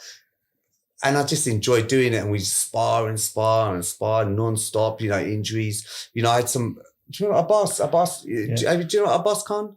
He died in Syria. in Syria. He got killed. The doctor. Yeah. Oh. He was my student. He was amazing. He was a non-Bangladeshi coming to the welfare. Yeah. He was amazing at Kimuras. The doctor got tortured by the regime. That's right, yes. He was a local to our masjid, Stratton Masjid. He was a Kimura expert. That was one thing. We used to call him the animal. Yeah. Is it? All over the place. And I remember I passed in my gi as well. So he used my gi as well. And, then you start to understand about gis, buying expensive gis and what have you. So this went on for a while. I started teaching then in Croydon Mosque as well. This was just kickboxing. So I'm teaching in Streatham. Streatham actually kicked me out, the committee. The masjid. Yeah. There was some politics. That's why I went to Croydon. Right. And then I had a place in Bangladeshi Welfare Association. Then I started teaching in Lewisham Mosque. By then I had Imam got... Shakil. Yeah. Shout out to Imam Shakil, man. Amazing. You know what? I used to teach kickboxing and I used to teach kids. Then I used to teach the adults. It was like 4 hours. I was shattered from 9 to 1. What on the weekend? On the Sunday. Yeah. I used to do that, bro. Oh, you know it's what? the worst, man. I can't do that now. The place is closed on the Sunday. Oh, it's just too much, bro. We used to teach, remember, Sunday we'd get there 9 o'clock. Do you remember that? Yeah. And it's kids hard as one, well. isn't it? It's not Kids, And some of them are moody, some of them are so chirpy. But it's just the fact, teacher, you're giving yourself in it. You're giving a lot of yourself in the class. And then especially grappling, bro. You got the warm up and then... And when you're cold. Oh, bro. Yeah, it's the You've got worst. stiff joints. Alhamdulillah, we don't train on weekends now. As in men, anyway. Yeah. We live the weekends for the sisters, bro. But yeah, like the whole Sunday there, bro. I feel your pain, bro. Trust me. It honestly was tough. So I probably done that for about a year. Imam Shakir was wonderful though. He encouraged martial arts in Lewisham Masjid and what have you. And did any of the students that from the first? They're still with me now. So they're still with you from Bangladeshi. Whoever started with who's that? Shout them out now, bro. Let's go, man. Raju's with me. Raju? This was from Croydon Mosque. Aussie's with me. These are my black belts. MashaAllah. Who else is there? I put you on the spot though. Sorry, bro. Yeah, I'm just trying to think. I've probably got some guys that are brown, but no. Noor? No, Noor came later on from Streatham. Because I went back to Streatham after. They changed the committee. Right. So I got myself back. I got some new mats. I got some new mats and got myself back to Streatham. You turned the lights off and just walked in. So I was back in there again, and that's when So I ended up getting a blue belt in 2003. So when did you start? 2000? 2000, end of 2000, got my blue belt 2003, done a competition between that. And then when I was blue belt, I took it proper, like, it's like, no, I need to teach them. Back then, blue belt was like having a black belt. Yeah. Man, I bought my blue belt 6 months after I started jiu-jitsu. I bought it and I used to look at it every day. MashaAllah. I used to look at it every day and think, when am I going to get this? When am I going to get the blue belt? I wanted that blue belt. I bought my own one, only to realize that they give you one. You know? Oh, they give you so I bought it and put it in my But that's cupboard. why I think one thing about jiu-jitsu, bro, that I really love, coming from a traditional background, the belts have a gravitas to it. Because there's only 4 belt. Is it 4? Yeah, 4 coloured belts. Yes, 4 coloured belts. When you get a blue belt in another martial art, you'd have had about 4 belts already. Yeah. In that time. Maybe even got a black belt. Maybe even got a black belt. Yeah. Exactly. Yeah. So that's for me. Yeah. When someone gives you a coloured belt, especially like, you know, your blue belt is like a big milestone because you've come off the street. Yeah, you've actually, you know, part of the culture now. You get your blue belt. Yeah, you feel bona fide then. You feel bona fide, yeah. Whereas, you know, I came with 2 other black belts, you know, and experiencing stick fighting, whatever. They didn't actually mean anything to me. I wanted that blue belt. That's the thing. Open my door every day. When you was a white belt, there was no such thing as stripes then. Yeah, there was no stripes. So you didn't know when you got it. Like when I did get it, I remember you just line up at the end and Mauricio just pulled it out of his gi, said, and he put it on. That was it. So it's like even their gradings were different. There because it's all set. The traditional martial arts, so you got to do this, and this. Yeah. Whereas with jiu-jitsu, it's kind of like, yeah, you kind of have to move towards that. Move towards it, and stuff like you have to. Yeah, it's evolved. It's evolving into something totally different than what it was when I first started. 100%. Oh, I mean that goes without saying. So after I got the blue belt, I remember like I was everything. I was so he technically was white belt when I was white belt, right? But he just didn't want to. He just didn't want to be part of the program. You know, like when you just want to come and but you know what, train. you know what it is, bro. Can I maybe I might be speaking for you, bro. He experienced it with this, bro. You know, here. Yeah. You know what I'm saying? I didn't have to go. Yeah. It's like he's seen it. And he's absorbing it. Yeah, bro. He's absorbed it and he's done, bro. Like if he comes and tells me the story, like I say, I just done it. Yeah, exactly, bro. So he's experienced it in his head, bro. Yeah. So he's probably relating the stories. It's like, what? Blindfolded? Why you got this? What? Fighting Sri Lankans, not Sri Lankans, sorry. Fighting crackheads. Like this, that, like ninja stars. Imagine he's experienced all that. So he's a vet in his head though. Yeah. He's got it all. But I mean, he proved that he picked up the stuff because we was going to the masjid. We was going to Isha Salah. Was it Isha Salah that day? Yeah. Yeah. I opened my car door. Bus took it off. And you know, bus drivers in South London, they are ruthless. What do you mean? So, you were in the car? They're all like Dad. Yeah. Right. I opened my door. Right. He was probably watching the podcast. I opened my door. Probably, yeah. I'm dad. But anyway, I opened my door and that bus driver was coming. He was just chipping down. He didn't bother stopping. Okay, maybe it was my fault because I opened the door. Yeah. Yeah, but it was quite far away. So he ripped it clean off? Literally took it off. You know what? What car was it, bro? It was all right. It was a BMW 330 CI. Yeah. What year was this, bro? It was a wire edge. It was an import. So back then they were imported. So it's 2001, I think. Two-door. Yeah. Because the doors are long as well, bro. Proper long. And trying to, You know what? I'm blaming the bus. It's probably partly my fault. You should have checked the mirrors, but Yeah, I should have been. But you're in South London, bro. It took the whole door off. Literally, right, alhamdulillah, not a scratch on me. Alhamdulillah. Yeah. And we was going to the masjid. So Zak was obviously a passenger. He came out. So I was dealing with the bus driver. And, you know, you get these people that just interfere. Yeah. It's like, he's just interfering. Like, just some random guy? He was at the bus stop. Right. So he was starting to take the side of the bus driver. So Zak told him. No reason. Zak told him, honestly. Chill out. It was done politely.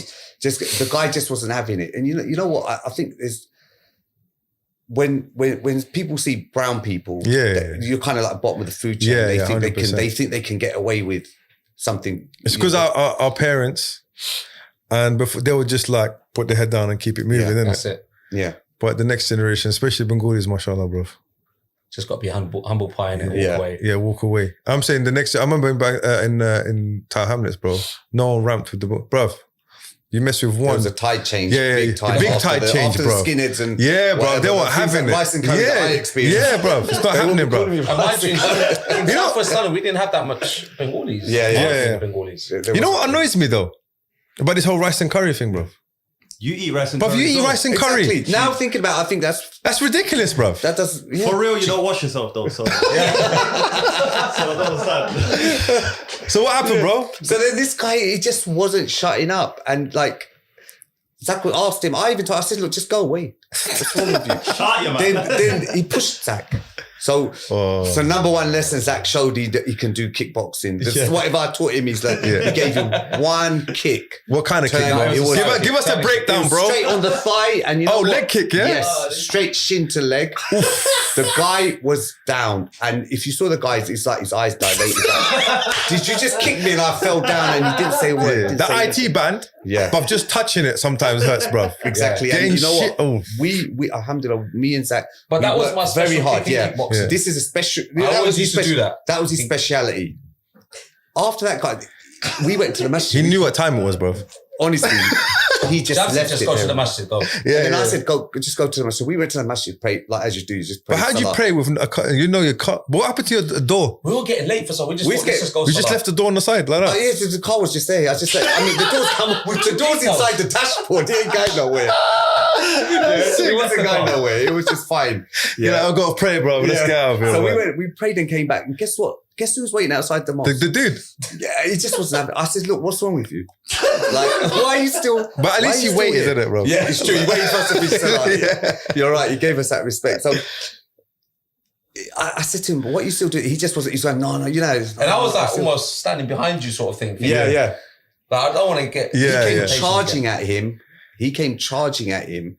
So So he was strong. He threw me into lesson the 2, car. he showed me. He learned. He listened in the jiu-jitsu class. He came charging at him and came towards threw me into the bonnet. threw it onto the bonnet of a car. So he got threw him it into on a the bonnet? guillotine. Yeah. Oh, Straight into guillotine snap. and guard. Nice. So then I knew, like, yes, that's it. Proper. The guy started, like, you know, the noise they make. He started Yeah. making that. I was But ripping he his ass. I just, said, you know what? He just was like this. Oh, you put him out, yeah? Yeah, it was like more or less. something happened. All I'm saying is I He was. told me to run. Yeah, I took his. I just like forcefully like made him let go. Yeah, because of the any guy. longer, But bro, you he killed weren't him, tapping bro. in it. Yeah, he didn't tap. That's the fair enough. So then the guy was just out and he ran off. So that was it. That was just the end of that situation. But what happened after with the guy? So he just went. After he was all right. He was all right. He just like strolled. So one second. He just like Yeah. sort of strolled off. He slumped. You know, you come back in it. You come back. You come back. He probably forgot what happened. You know what it's like. So you just like, right, I might as well go home now. Maybe he forgot the whole incident. But for me, that was lesson that, you know what? He learned. He That's was nuts, focused. bro. He focused on the sessions that were Took taught. something on board. Yes. So can I ask you a question, bro? Go on, So bro. did you think I'm going to guillotine him? Or he was Nah. just like... It just happened, bro. So talk to me. Would he go for a double or what was it? Yeah, it was literally like a whole. It was like a body. It wasn't like Body a dumb. You know, takedown, he bro. doesn't know what he's doing. Yeah, like, yeah, he went- He just He went threw me onto the straight body. in. Right. Because he said he probably But your thought- arms were over him, yeah? Exactly. So He probably thought, I don't want to immediate get a kick reaction again. is just get him into a choke. Again, bro, I got body slammed when I remember I used to come to Jiu-Jitsu, Roger Gracie's as well. So guillotine was one of my favorite moves as well. Right, yeah. So you just fell into it. Fell into it, man. Right, it's my time today, bro. Yeah. He probably thought, I don't want to get a kick again. To save him from that kick. Yes. He probably watched UFC or whatever and he thought, look, let me I just was try like, and... oh, I must have a bonnet. It feels like a movie, you know? Yeah. But you felt like a bad boy after that. Yeah, of course. Bro, You know what? I've got police. I'm running. But you know what I want to know, yeah? Right, I'm the guy. Yeah, I'm at a bus stop. I get involved. Clearly he's tapped, yeah, in the head. For some reason. Yeah. Something happened to him that day, yeah? Yeah. I get leg kicked. It kills. Now in my head, I'm waiting for this guy. Yeah, he's thinking revenge. Yeah, he's thinking, but His that's ego a is long just- time. It's just what, half an hour? Remember, 20 minutes? He got a cone and he starts swinging a cone at me. I can't remember that. Yeah. There was a cone. Like, you know, you got the rope cones. Like they're soft as well, bro. Yeah. Come on, bro. But still, the probably top end. Oh, the top, Yeah. the bottom end, the bottom end's rubber. I remember running around the car and then he put the cone down. That's You when know he took what me down. now? Yeah, thinking about it. Yeah, he chased me around the car. But he just like, I remember Khalid telling me this, yeah? He goes, sometimes people have this false sense of confidence. Does that make sense? Like Yeah, when yeah. you meet someone, he told me a story. I'm not going to repeat actually because I can't remember the details. I'll let him tell it, yeah? But he was like, someone who knows how to fight and someone who doesn't know how to fight is night and day. 100%. It's like, it's not even, it doesn't matter. I mean, the only, I guess, difference is the size. If they're the same size I mean, it's but if someone's double your size, it might get. I don't know. He's gonna have an advantage. He's gonna have an advantage on you, right? But if you're the same size, it goes. People don't understand. You've got, Exactly how many it tools is, you yeah. have, But subhanAllah, bro, straight, bro, mad. That's outside the masjid. No, where you teach as well. Yeah. Should have given a leaflet, bro. I should have. Should have given a You know what? leaflet. Like, it was a laughing point at the time. Yeah. So this. Did you get your car sorted afterwards and stuff? You know what? It was a write-off. No. Yeah, it was a write-off. But I got it's insured, so it's Alhamdulillah. fine. But what did you get after that? You know what? I got another BM. Same one. Yeah, same. Because I was like into those sort of things. So this kind of like went on for a while. Where was I? I was teaching in Streatham. Yeah, so it was. I got my blue belt, and then I decided I want to do because I had done a competition for one of these school fairs. Like it was a kickboxing one. I thought I want to do a jiu-jitsu one. Similar to what you guys have in East London. Yeah. You know the Islamic school fun days. Oh, like Al-Nur Fun Day and stuff. Yeah, This was back in 2004. Right. So I would say this is the first like Muslim Al-Risala competition we done, and that's where I met Brother Ahmed. Oh, I met Brother Ahmed then, and Okay. he was like, he's a wrestler and whatever. So I was saying we're doing jiu-jitsu. So we did get quite a few people, but obviously they didn't really know what they were doing. And then I done something else to raise charity. This is so stupid and irresponsible. I got my nephew. Oh, my nephew was with me from day one. Right. But Yasin. He's with me And from day one. how old is he? Is he quite? He's 5 years younger than me. Oh, okay. So he he's okay, right. He was young then. He was probably about 13. So I done, and he was exceptional in jiu-jitsu. So I done this challenge that if anyone can beat him. Roger gave him a blue at 16. No way. Is he still trained? No. I mean, he's a bit of an entrepreneur. He's been busy. He's had bad injuries, got meningitis, whatever. You know, he just picked. You know, he trains here and there. Still, he's a purple belt now, Allah Mubarak, mashallah. and that's it. So with him now, it was you pay £1, and if you beat him, you get something. Yeah. So anyway, he got a lot of people. That's wild, bro. I know that's nuts. So it was like we put it out there with the mic if anyone can beat this 16-year-old. So we had you done that had a Gracie challenge basically. He was 13. Oh, 13, yeah. He was like 30. Yeah, that's right. Gracie challenge. He beat everyone. Like Henna, I saw a video of Henna fighting. I think it was like 15 or 16. That's right. What inspired us. Yeah. Oh. Yeah. So we said. So we all So he his knew. uncles beat Did you him. speak to his mum and dad, bro? Yeah, my sister. Oh, your sister. You didn't actually have a choice. Yeah. So he was exceptional at single leg takedowns. He went straight for single leg or double leg. So he's very good at takedowns. So control the position. Very easy. Yeah. So if I saw like people did go a bit rough with him. You had grown men like 30, 35, whatever. They went a bit rough with him, but he managed. He was quite big as well for his age. You know, and he actually, when I put him into a competition, he not only did he win the kids, he won. They put him into adults. Like back then, competition. Yeah, there was no kids. You just turn up and they write on a piece of paper, do the brackets, and you're in. So they put him in with adults, and he won that as well. So he was quite talented in that. So this was where I met Brother Ahmed, and I kind of like knew about the wrestling, but again, you know, I was quite resistant to wrestling. There wasn't that much out there. Yeah. You know, if you're doing jiu-jitsu, you've got to focus on that for a while. Yeah, definitely. It takes away your focus. So kind of went on 2004. That was when we done the competition. So this was a competition inside a fair? Inside a fair, yeah. Right. Outside? Out in the park. In the summer. Okay, right. Yeah. How did that go, man? So who's competing? Was it like Just him versus everyone. No. Remember that was one event. Like if you can beat this guy. Then we matched up people. So like just randoms, bro. Randoms. Anyone who wants to. Doesn't even do We jiu-jitsu. sent out messages and took them. Yeah, but jiu-jitsu guys though. They do jiu-jitsu. No. How many people doing jiu-jitsu? 2003 or 4. They Okay, weren't doing one. yeah. So you wouldn't get anyone. Even if you did, they'd be a white belt. Right. So we had a few other guys come down. You know, it was just really a bit of fun, yeah. It was a bit of fun and raised some money for charity. Yeah. They loved it. They wanted me to come back the following year. And I thought, you know what? Someone's going to get hurt. I don't want this on my head. Liability, bro. Yeah. I don't want this liability. I'm not insured or anything. I'm not even an instructor. Yeah. I'm a blue belt. Yeah. So then I went off to do. I went and competed in the first Emirates Cup. Where's that? That was in Emirates. Emirates. Abu Dhabi. Okay. Amazing because I used to do a bit of business in Dubai as well. So whenever I used to go there, I used to go and train in the Abu Dhabi Combat Club. I don't know if you've ever been there. Oh, it's magnificent, honestly. I ain't left Hackney, bro. So you're gonna find it. I need to go, inshallah. Day and night. Abu Dhabi Combat Club. Yeah, it was back then. It was just one massive, like matted out area with seats. I don't know what it's like now. They may have changed it because they've got the actual auditorium now.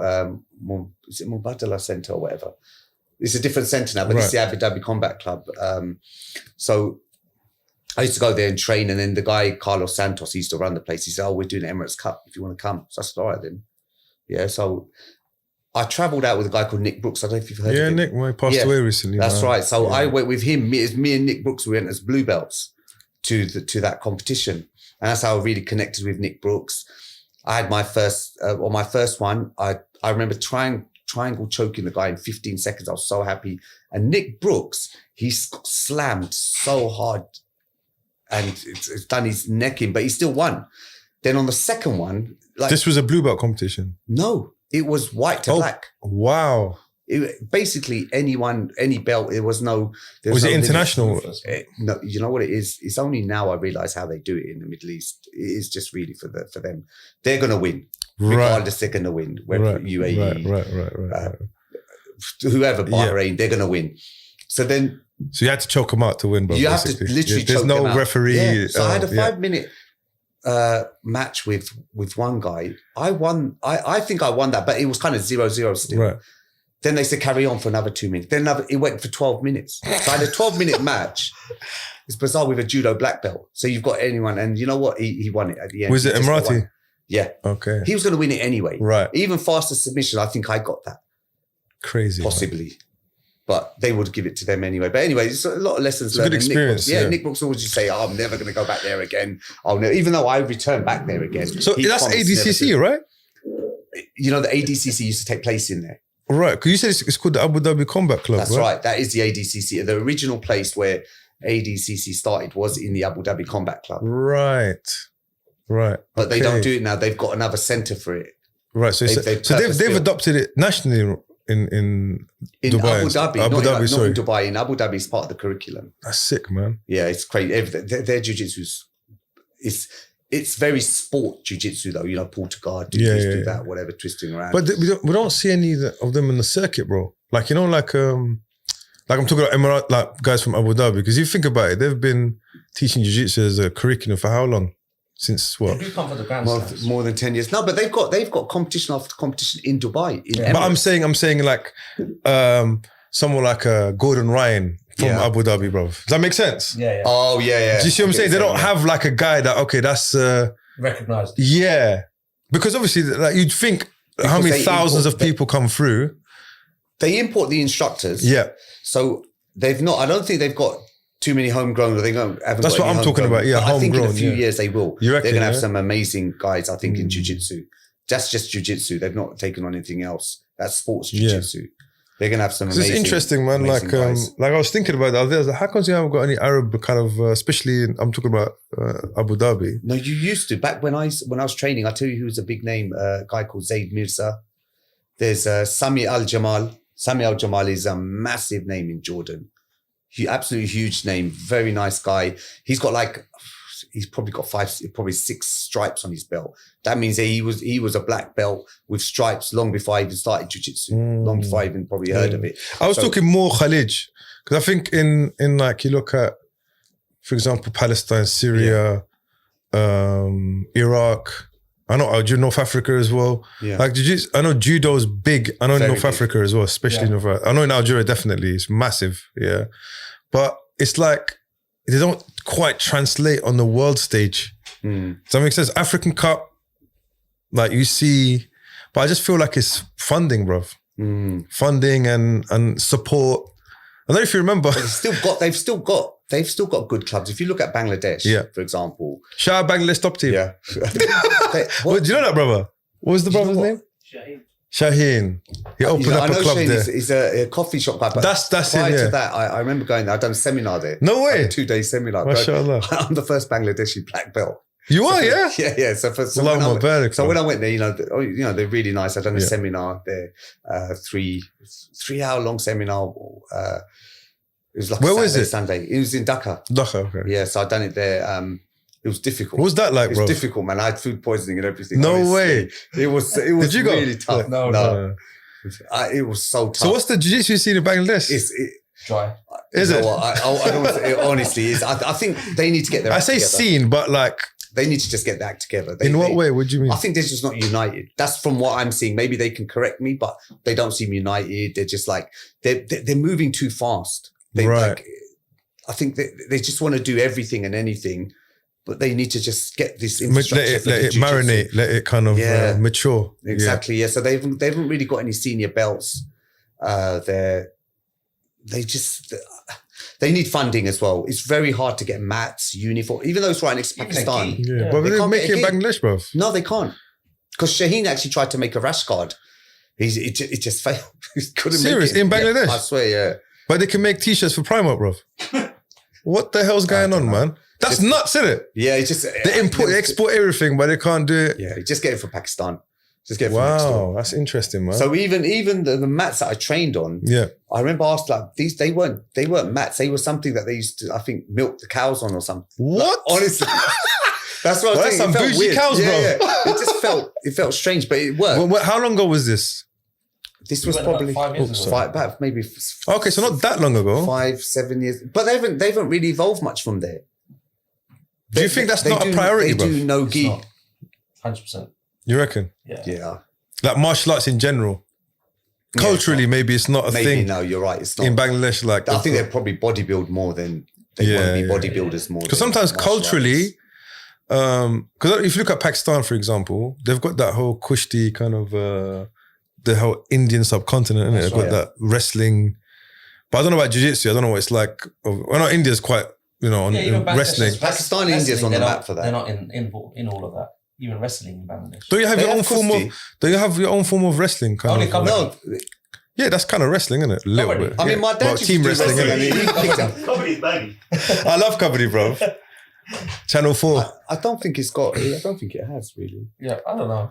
But maybe it's just not a priority, isn't it? Like sometimes... In cricket, man. Say that again? She invested in cricket. It's true. I remember when Bangladesh...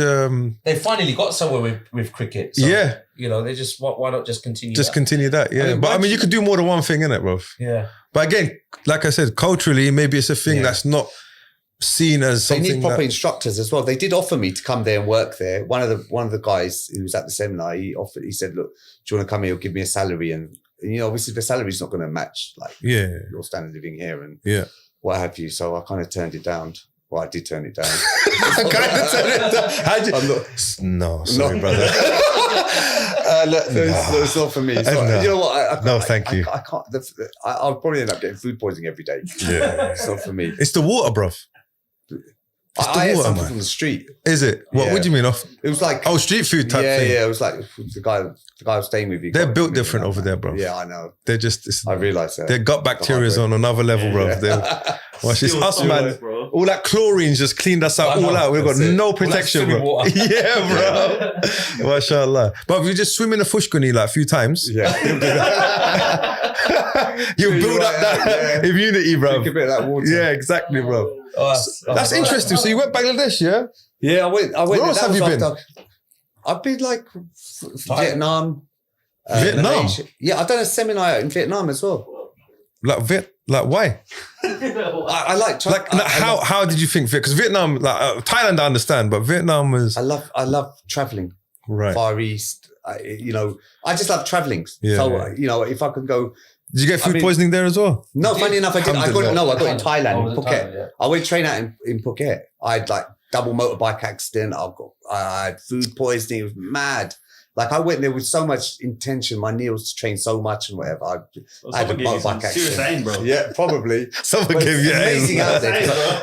Is there a lot of Muslims there in Thailand? Loads in Phuket. Serious? You know what? There's loads out there. But I heard there's halal food there. It's like you've got the Muslims and you've got all the seediness right next to it. All amongst it's all in one pot. It's all in one pot. Yeah. So don't think you've got an area where it's just You've got meshes and you've got a brothel next to it, basically. That's exactly what it is. You've said it. Yeah. You said it how it is. We just had to say how it is, bro. Yeah, that's what we do out here, bro. We say how things how it is. Can't get kids' ears. So I was going there like a couple of times a year. Thailand. Yeah, I was like, because I used to love the training there. It's hot. Can have good training, fantastic. And food, there's a lot of Lebanese food there. Mashallah, I love Lebanese food. Yeah, a lot of Lebanese. So there's a lot of halal. When I say Lebanese, I mean there's a lot of halal and it ends up being Lebanese. Yeah. So wherever you go, even in Vietnam. Have you been? Never. But He the guy refuses to go there. Yeah, Why? I just have this. He's got bad images. He's Of watched what? of No, not Thailand. just that. No, just don't want to fly. It's just too long, man. What do you mean? Just But have you ever flown, bro? The end's I have. going, bro. But if you're not, and I'll tell you a I secret, just have bro. a problem with flying so far. Yeah, he's a shook you still. But I've been on a plane once in my whole life. But flying's not an issue for me. And It's what just is that it? distance. The He's like distance. Beer Baracus. There's more things to go wrong. Yeah, of kind of thing. course, I'm the same, bro. Like, allow it. Why If don't you're you gonna there for die, 12 you're gonna hours? die. Huh? If you're gonna die, you're I gonna know die. I'm an Yeah, idiot, you're bro. right. I'm an idiot. But I But don't want to die out there. yeah, Yeah, you know what it is? I bro. see his point as well. I'm on the plane for 16 hours sometimes. That's long. It's really like you break though. Say you stop off at Qatar or Dubai, but that's a 7.5 I hours. refuse to 7.5 go hours. Bangladesh It's too for that. long. Yeah, if it's not Yeah. first class, I don't want to know, bro. and that's why when people go like, especially you can't go there for a week, bro. You got to hit 1 week Yeah. is getting over the jet lag. Yeah, acclimatizing. Yeah, acclimatize it, Yeah. and then the next week what you can do, and then you got to go for at least 3 weeks, bro. Yeah. And then once you're there for the third, fourth week, you don't want to come back. Yeah, this is another thing as well. Yeah. So I used to just do max 10 days. Max, that was. What about your missus and stuff? You didn't care about like you getting stayed out there, like, accident. This is my. This 4 months. this is my. my life. This is who I am. That's what I'm Do you ever trying take to your say. kids with you at all? Or no? Nah. I love that, bro. You just take your bag. Training stuff that's me, and I've got a friend, Shoaib. Shout out to Shoaib, Yeah, bro. shout out to Shoaib. This is a guy I met. You know when I met him, the day that Osama didn't turn up for Wing Chun, I met him. That day. He Serendipity, came bro. as well. I'm still his friend today. We're practically SubhanAllah. best mates. You're and like Ryu, we bro. travel everywhere. Ryu and Ken, bro. Yeah. Yeah, that's what we train. That's Do true. our Thai Thai boxing. boxing. You and Ken is a Yeah. white brother as well. Yeah, Is he Scottish. white? Yeah, Scottish guy. So we train together. Does he do jiu-jitsu as well? He started jiu-jitsu the week after I started, and then he's Is he still doing he's it? Still a white belt. What? Still a white belt. What happened, bro? He just Sort him out, innit, bro. he got a back injury. The thing is, when you get a back injury and you've I got got it from back injury, jiu-jitsu, remember, like, I was you don't slammed. want to do it. He's had a bad back injury. He's had surgery and everything Whoa. from being slammed. Multiple, like, What happened? What was the issue? What? they were going to fuse my back. I got slammed originally. Who slammed you, some bro? Purple belt. It was a purple belt and it And I was was a white white belt belt. then. Oh, I had him in a triangle. What is in the class? Is it in Yeah, class? it was in Roger's place. We didn't think nothing of it at the time. There's a little bit of pain. I was gonna say learn takedowns, but it's fine because I thought you were pulling guard and getting slammed, bro. I was pulling guard often. Honestly, I used to pull guard all the time. That's it. Wrestling, bro. Save It was easy. your back. Learn some wrestling, Yeah. bro. And then I got slammed, and then I just stopped jiu-jitsu for a while as well. I didn't like Long it. time, yeah. A lot. So of he pain. slammed you so hard that you Yeah. mashed up your back. Every time he done it, it gave him Yeah, pain. whenever I started jiu-jitsu again, pain came, sciatica pain. Mm. Then they said we may have to operate on you. And Did they fuse operate? it. No, alhamdulillah, they didn't operate. But then I had other injuries, neck injuries. How you So they know? operated on your neck. Yeah, they What operated was on my that? neck. What was that operation for? That was for your because vertebrae? I had that's because I had a heart failure. Excuse me, bro. Yeah. Well, it's a bit of a long story, but I was working in Switzerland, Yeah. and then I was having Subway every day. Literally. I don't know where this is going, bro. I was living out there 4 days a week. So I Right. used to fly out on Sunday and come back Thursday or Friday. Okay. And then I remember arriving back into London. I had some crazy stomach cramps. I was messed up. And my cousin also is a black belt, Raju, Dr. Raju. He's come over to my house, checked me, and says, I think you got appendicitis. Yeah. So you're going to have to go to hospital. They've done some bloods and said, okay, fine, we're going to have to operate on you. It's a So keyhole surgery. it was appendicitis. Appendicitis. They said it's a keyhole surgery. It's the most common surgery we do in the hospital. It'll take 30 minutes. You'll be in and out. I said, no worries. Next morning, went in. For some reason, I had a really weird feeling, yeah. And I said to all my family, I want to have a shower. I just want to be prepared. You never know, you might die. Yeah. And they were like all getting a bit emotional. It's just a bloody 30-minute We thought he operation. just wanted attention. Yeah. They thought, what's wrong with this guy? And I thought, Why is he gassing? Why is he gassing Yeah. for? Just wants attention. anyhow, went in. As soon as they gave me the anesthetic, I was gone. I think it was 50 seconds, my heart stopped. Allahu died? Akbar. Yeah. I was... So how did it cardiac feel? arrest. I don't know what happened. And then they done a CPR on me, smashed my collarbone, couple of ribs. And then obviously I'm in good hands. I'm in hospital. They recovered me somehow. Next thing I know, I'm in ICU. But in between, because of that happened to me, my heart failed. it wasn't no longer a keyhole surgery, so they just had to actually literally cut me open and take out whatever the problem was. Bro, and then I was in ICU and I was just a state, bro. Messed up. Wow, how long ago was this? This was in 2013, yeah.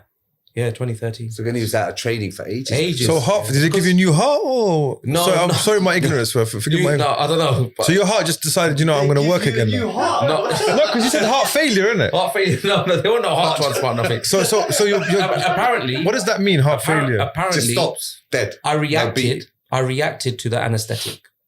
Very few people it happens to. Someone who's 30 years old or 29 years old, how old I was, I don't know. Yeah, but yeah, at that time, it's very rare. And I reacted to it. SubhanAllah. And it reminds me, I react to meningitis as well.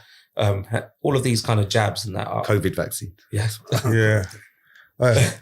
Let's cut this bit out because it might take us off YouTube. I'm joking. But yeah, so that was... SubhanAllah, bro. And then over months, my right arm, I start having wastage on my right arm and my pec hair, my right pec and the back. I'm like looking in the mirror and thinking like, I'm getting small. Everything's just, fading away. And it's called wasting because I've got a compression on my neck, the spine. Ooh, so this is all in the same time? Yeah, after that, because they've done the CPR on me, they've messed up my neck now. So I need another operation. So they had to put you under again? Under again. But I've got like probably the country's best anaesthetists come. They're proper watching over me, You must have been... He became a famous case. Serious? They're sort of like, they've probably done journals about it. You're such a drama queen, bro. Yeah. I tried it, bro. You think, listen, is that why you want to fly? Where there's a plane, there's a claim in it. I haven't tried to find out. Did they give me excessive anesthetic or something? Yeah. You never know. I could be a millionaire soon. Yeah, exactly. Did you like this beforehand though? Huh? Did you ever have operations before that? No, never. Oh, actually, just my hand, but that was the Lucas bot issue. But yeah. Oh. But no, nothing major like that. That's nuts, bro. So one second. So then I had like staples on the back of my neck. But how did you feel when they said to you, we're going to have to operate? I was shook, bro. I was probably because I couldn't sleep. I was like seeing the wastage in my arm, my health. I couldn't train. I was turning fat. I was like, I was really unhealthy, really down with my life and everything. And yeah, it must have been tough, man. It's the worst when they make you sign. And I was sleeping. That form, bro. If you die, don't. Yeah, that's right. Yeah. So I was what you sleeping saying? on a chair upwards because I had quite several staples. I think I had 12 staples on my neck. Why? Oh, after the they neck opened me up operation. from the neck. And then they created a sort of like a gap for my nerve, shaved it off. But now, alhamdulillah, man. So how are you now, like? Bro, I'm on fire. Because you're Allah Mubarak. Alhamdulillah, with Allah's mercy, bro, because you were competing that never other go day, back to jiu-jitsu. They always say things like that. Yeah, no, but I understood them. The guy's moved into wrestling now. Is it? I kind of like understand why they tell you because of all the neck movement. Yeah. And all of that. You need to get a thick neck, bro. Start working on that neck. Like those. How many Bengalis have you Mike. seen with a thick neck? No, but it could be the first, bro. I'm going to be 40 soon, bro. It's not going to get bigger. No, get the thick neck, bro. But, thick neck squad. over time, I just always used to go. My mum used to tell me off all the time. My mum used to have custom matches with him. He used to say, I'm not involved. Yeah. Whenever he competes, I have to tell my mum. Bro, I wanted to go to the cage. It's him. I just want to make that clear. After the op. Yeah, I went to fight. I went to get in the cage. I went to do everything. Yeah. Just wouldn't be permitted in it. SubhanAllah. Especially your mum, bro. Yeah, Mom's wisdom, bro. But alhamdulillah, now your mum's a G, Allah Mubarak. May Allah bless her, inshallah, bro. Like, mashallah, raised two on her own practically, right? Since your dad passed away, bro. 5 of us, yeah. And how many are you? 5? 5, and yeah. boys? 4 boys. 4 boys, yeah, bro. At that time in Southwest London, there wasn't many like us. I mean, we lost their parents. Especially me growing up, all of my friends had their fathers. Yeah, subhanAllah. So it must have been tough, bro. Yeah, especially think about your mum, bruv. Another Asian woman, 80s. Yeah. Do you know what I'm saying, bruv? SubhanAllah. And I'm sure you're looking after her now, inshallah. Alhamdulillah. May Allah bless her and but yeah, subhanAllah, like that's crazy, bro. Yeah, man kept that heart operation thing in his pocket, bro. He's like, what? It's an hour and a half, and he pulled it out.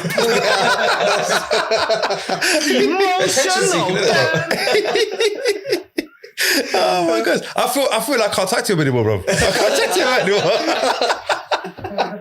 So wait, so now, like, what belt are you at in jiu-jitsu now?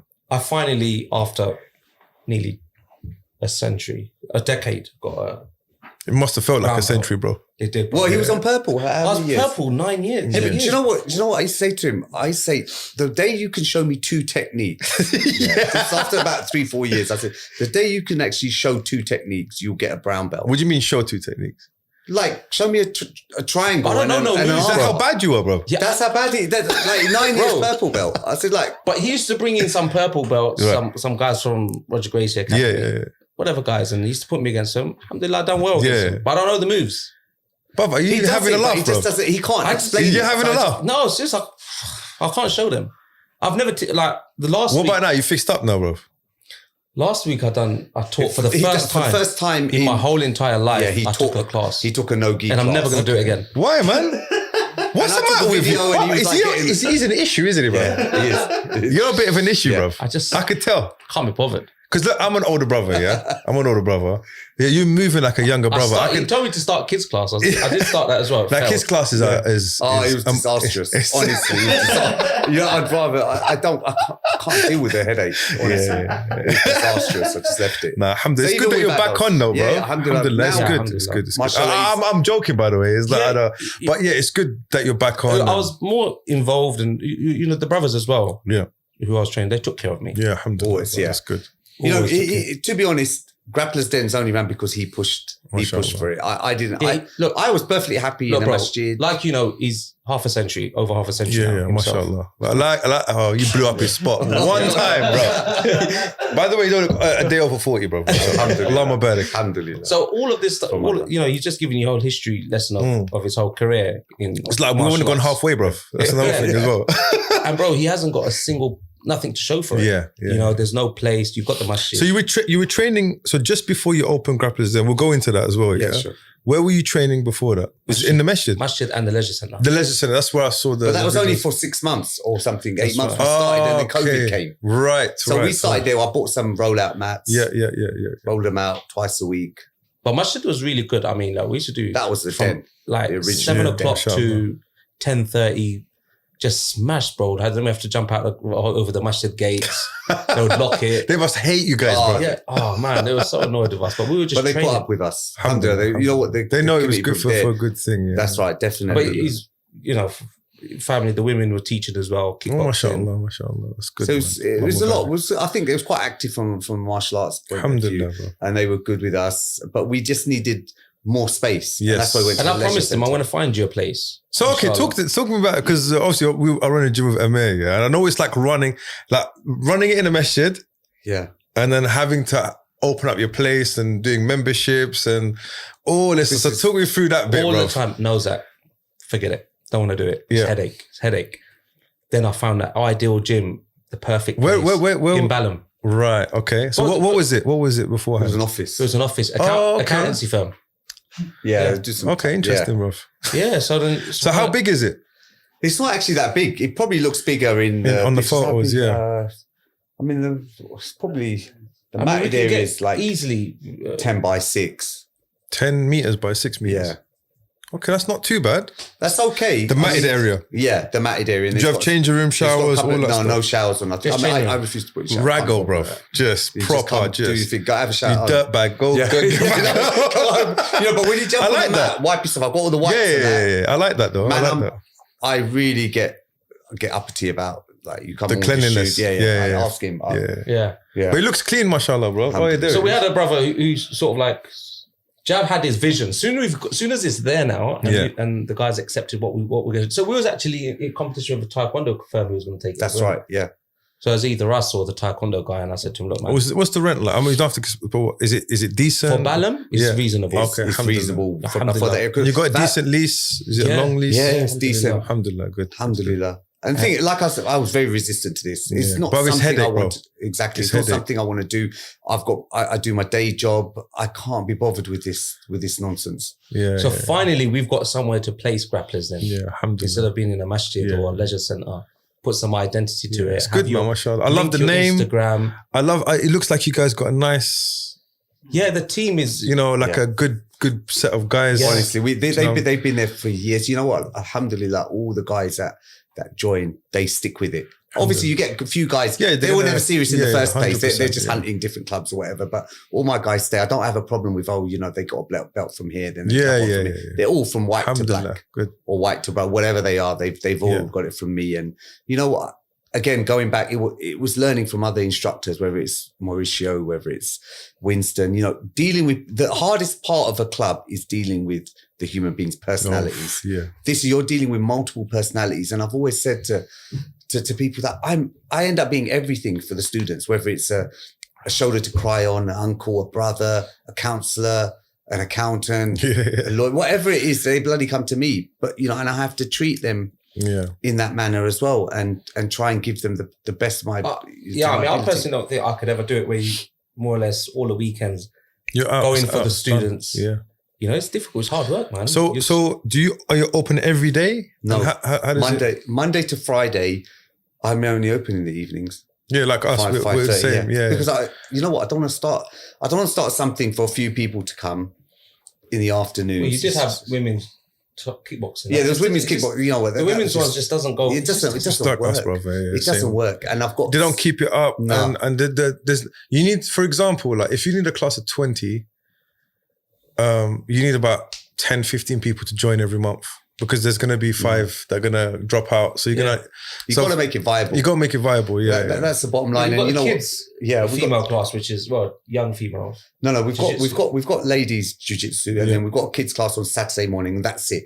So I obviously look at being an accountant. I just need to make things work and make myself comfortable as well. I don't want to be overworked. I already feel I'm quite overworked. Yeah. Do you teach all the classes? No way. I only teach the beginners. That's good. I don't teach the seniors. I don't teach the no-gi. So who teaches? Predominantly non-Muslims. We've got good thing with me. I've got enough black belt and brown belts.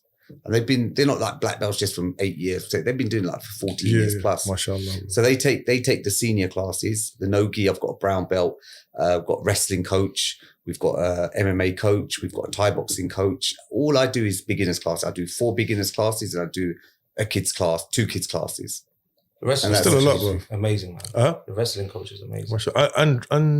Andrew, mashallah. That's good, man. It's good that you go. I like the fact that you got judo as well, right? You know what? We done away with judo.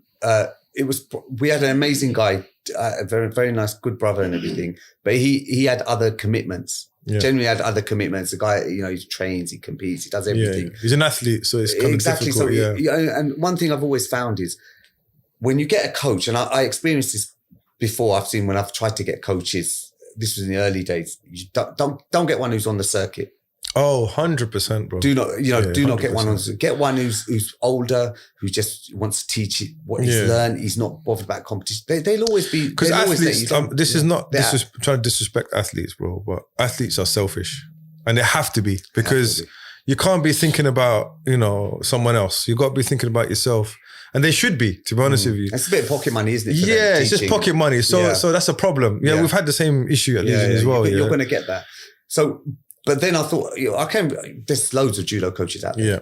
The reason why I don't want to bring judo in, because I found there is a conflict between judo and jiu-jitsu. Right. I.e. to do with the grips, the new rules to do with the judo. So the judo will teach it as their sport is, the rules according. Yeah. It will confuse the jiu-jitsu guys. Right. For me now, wrestling in what way? Give me an example. I think it's the way you can grip. You can't grip a certain way. So like tiger grips and and sleeve grips and stuff like that. So judo, you can't like you can't do that sleeve grip.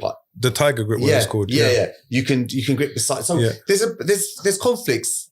I mean, don't get me wrong. It definitely will benefit the jiu-jitsu guy, but I think the wrestling would benefit far more. Yeah. The wrestling would benefit a jiu-jitsu guy far, far more. We've got which I found. I think because obviously we've kind of rebranded. Yeah. So we were Legion Wrestling, when we first started, and then like we kind of went through this phase where we had boxing and like what you guys are doing, and then I think about 2010 we decided that's it, we're going to be only jiu-jitsu and wrestling, that's it, grappling.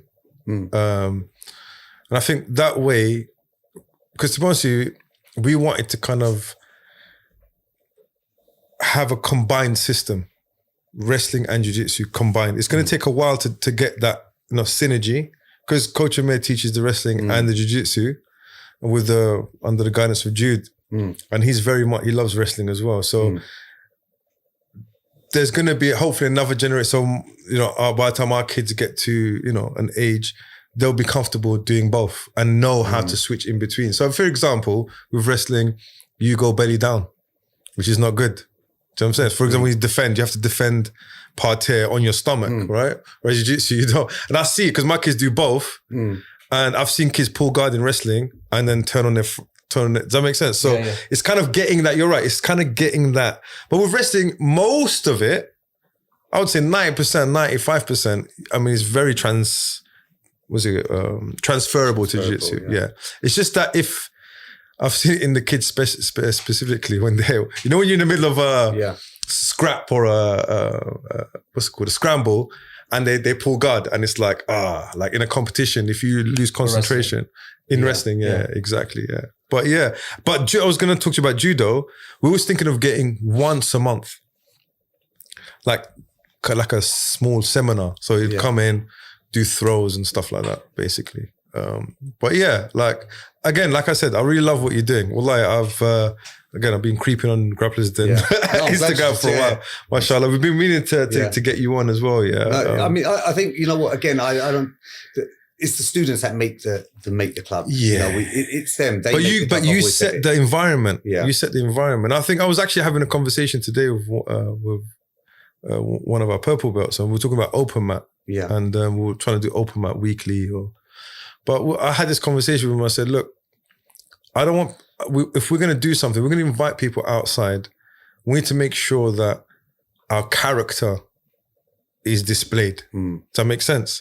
That we have a welcoming environment, number one. Number two, that we show our principles, like Islamic principles, the brotherhood. We had that, you know. Funny, remember the Muslim competition we had in East London? Yeah. That was Abid that did it. Yeah. That's another guy that I want back on, bro. Abid, was you there? I know Abid, mashallah. He came and done a seminar for us as well, mashallah. Right, what was it? I know he knows. He Mulberry Girls School. Girls School. Yeah, competition. I remember I went against some wrestler. Oh, is it? Remember the wrestler, some Afghan guy? I think he trains in Legion, or maybe he was. How long ago was this? It was a long time. That was in 2005. I don't know. Whoa, that's before my time, bro. Yeah, 2005. I was a white belt. He's always been into wrestling, but it wasn't wrestling, if you know what I mean. But he was more like, he became all these double legs and whatever. Like even recently, he went into competition, went against an elite black belt. Oh, mashallah. He out-wrestled him. Mashallah, bro. The guy just dropped. That's the X factor, isn't it? That's the X factor. If you can get wrestling involved, especially if you can manage to incorporate it, bro, then it works. It works. Sometimes you can't incorporate it. So if you don't, if your coach doesn't know how to kind of knit that two together, you're gonna have issues, man. Or sometimes you have to build that yourself, and which he done. He's always like no gi. Yeah, is that your thing? I wouldn't say it's my thing. I just think I'm beginning to like it a lot. Do you prefer gi or no gi? Now I prefer no gi. Okay, right. Yeah, definitely. Again, when we have open mat, I say bring your gi. He wants to do no gi. So you do open mat. So when you say open mat, is it like internally? You know what it is. Yeah, it's just you can't bother having another class. You just have roll. Open mat and just roll. Yeah, right. Because classes are only for an hour. Kids' classes are 45 minutes. Yeah. But they're quite intense in that hour. Yeah. And then after that, you've got like another hour of open mat. Just stay on. Oh, I see. We make it comp class really. Right. It becomes like a competition class. They are quite difficult. People have been known to be sick in those classes. Yeah, they are quite tough. Honestly, they do. I'd love to come and come down and guys are always welcome. Get killed by your guys, bro. If you can get there on time. The problem is coming from one side of London to another. Is it Balham? Yeah. Yeah. Yeah. It's only 10 minutes from Streatham, so. South London is a myth, especially coming through Blackwall Tunnel. How did you get here? Tower Bridge. Oh, that way, yeah? Okay. Well, I could speak to you guys for another 2 hours, wallahi, bruv. And again, you're more than welcome to come again. And we're thinking actually, inshallah, if we can get the tech together, we might do like a fight night. So like a Polaris or like a grappling event. We'll put it up on the TV. We'll just shoot it live and we can just, inshallah. So I would be happy to have you, inshallah, come down. Yeah, Jazakallah for having us. Yeah, well, it was a pleasure, bro. It's a pleasure to be here. Wallahi. And again, we support you, bruv. I mean, I know we're in East London and you're in South London, but the love is pushed over, inshallah. Yeah. And because sometimes I know we're being in different parts of London or it's tough. Country, yeah. We don't really have connect. I know Amir, but that was so many years ago. Yeah. And the circle. I know Khalid as well. Yeah. Actually, you know what? Harley, Can I say something? Yeah. Before I forget, Zaid, you know Zaid Spearing? He was black. He's a black belt. He's blind. Oh, yeah. Zaid. I don't actually know him. But he said, he said he saw you cry when you got your black belt. He told me to tell you as well. Did I? He was a blue belt. Yeah. Because he was actually in the gym when you got your black belt. Huh? How did he see it? That's true. That's true, by the way. But he said he heard him cry. To be honest with you, he heard him cry. That's a good one. I actually don't recall crying though. He goes, you were sobbing. I was like, I don't know, bro. I don't know. No. It must have got me confused. Somewhere You else. reckon? Yeah, no. I don't recall. No, I would have said if I was because it's a big thing for me. It's definitely a big thing for me. For me now, what probably just say you cried, bro. Come on, man. I probably cried secretly. What killed me was that in the change room. In the change room or in the car. You have to do a bloody speech when you get your black belt. Actually, the speech is on YouTube. Yeah, but I was too shy. I'm so shy. Like, and I knew that. But you don't seem shy now, bro. Because this is a conversation. Yeah, it's easier in this sort of setting, I suppose. I mean, when I listen later, I'm probably no, don't cringe, bro. But the thing is, maybe I did because it was a decade ago. Yeah, maybe I did. I probably, So you've been a black belt for 10 years. Yeah, Lama Barak, man. Is that it's longer than that? No, it's a decade now. Yeah. Mashallah. So how does the stripes work for a black belt? You know what? Usually it is if the black belt is active, whether he's competing, teaching, or training, you get the stripe. Right. Who gives it to you? You're like, for me, Mauricio. Roger gave me, I think, 2. Mauricio gave me 1, or the other way around. Yeah. You generally. So do they call you, or how does it work? You know what? It's a bit weird. Like it's a bit.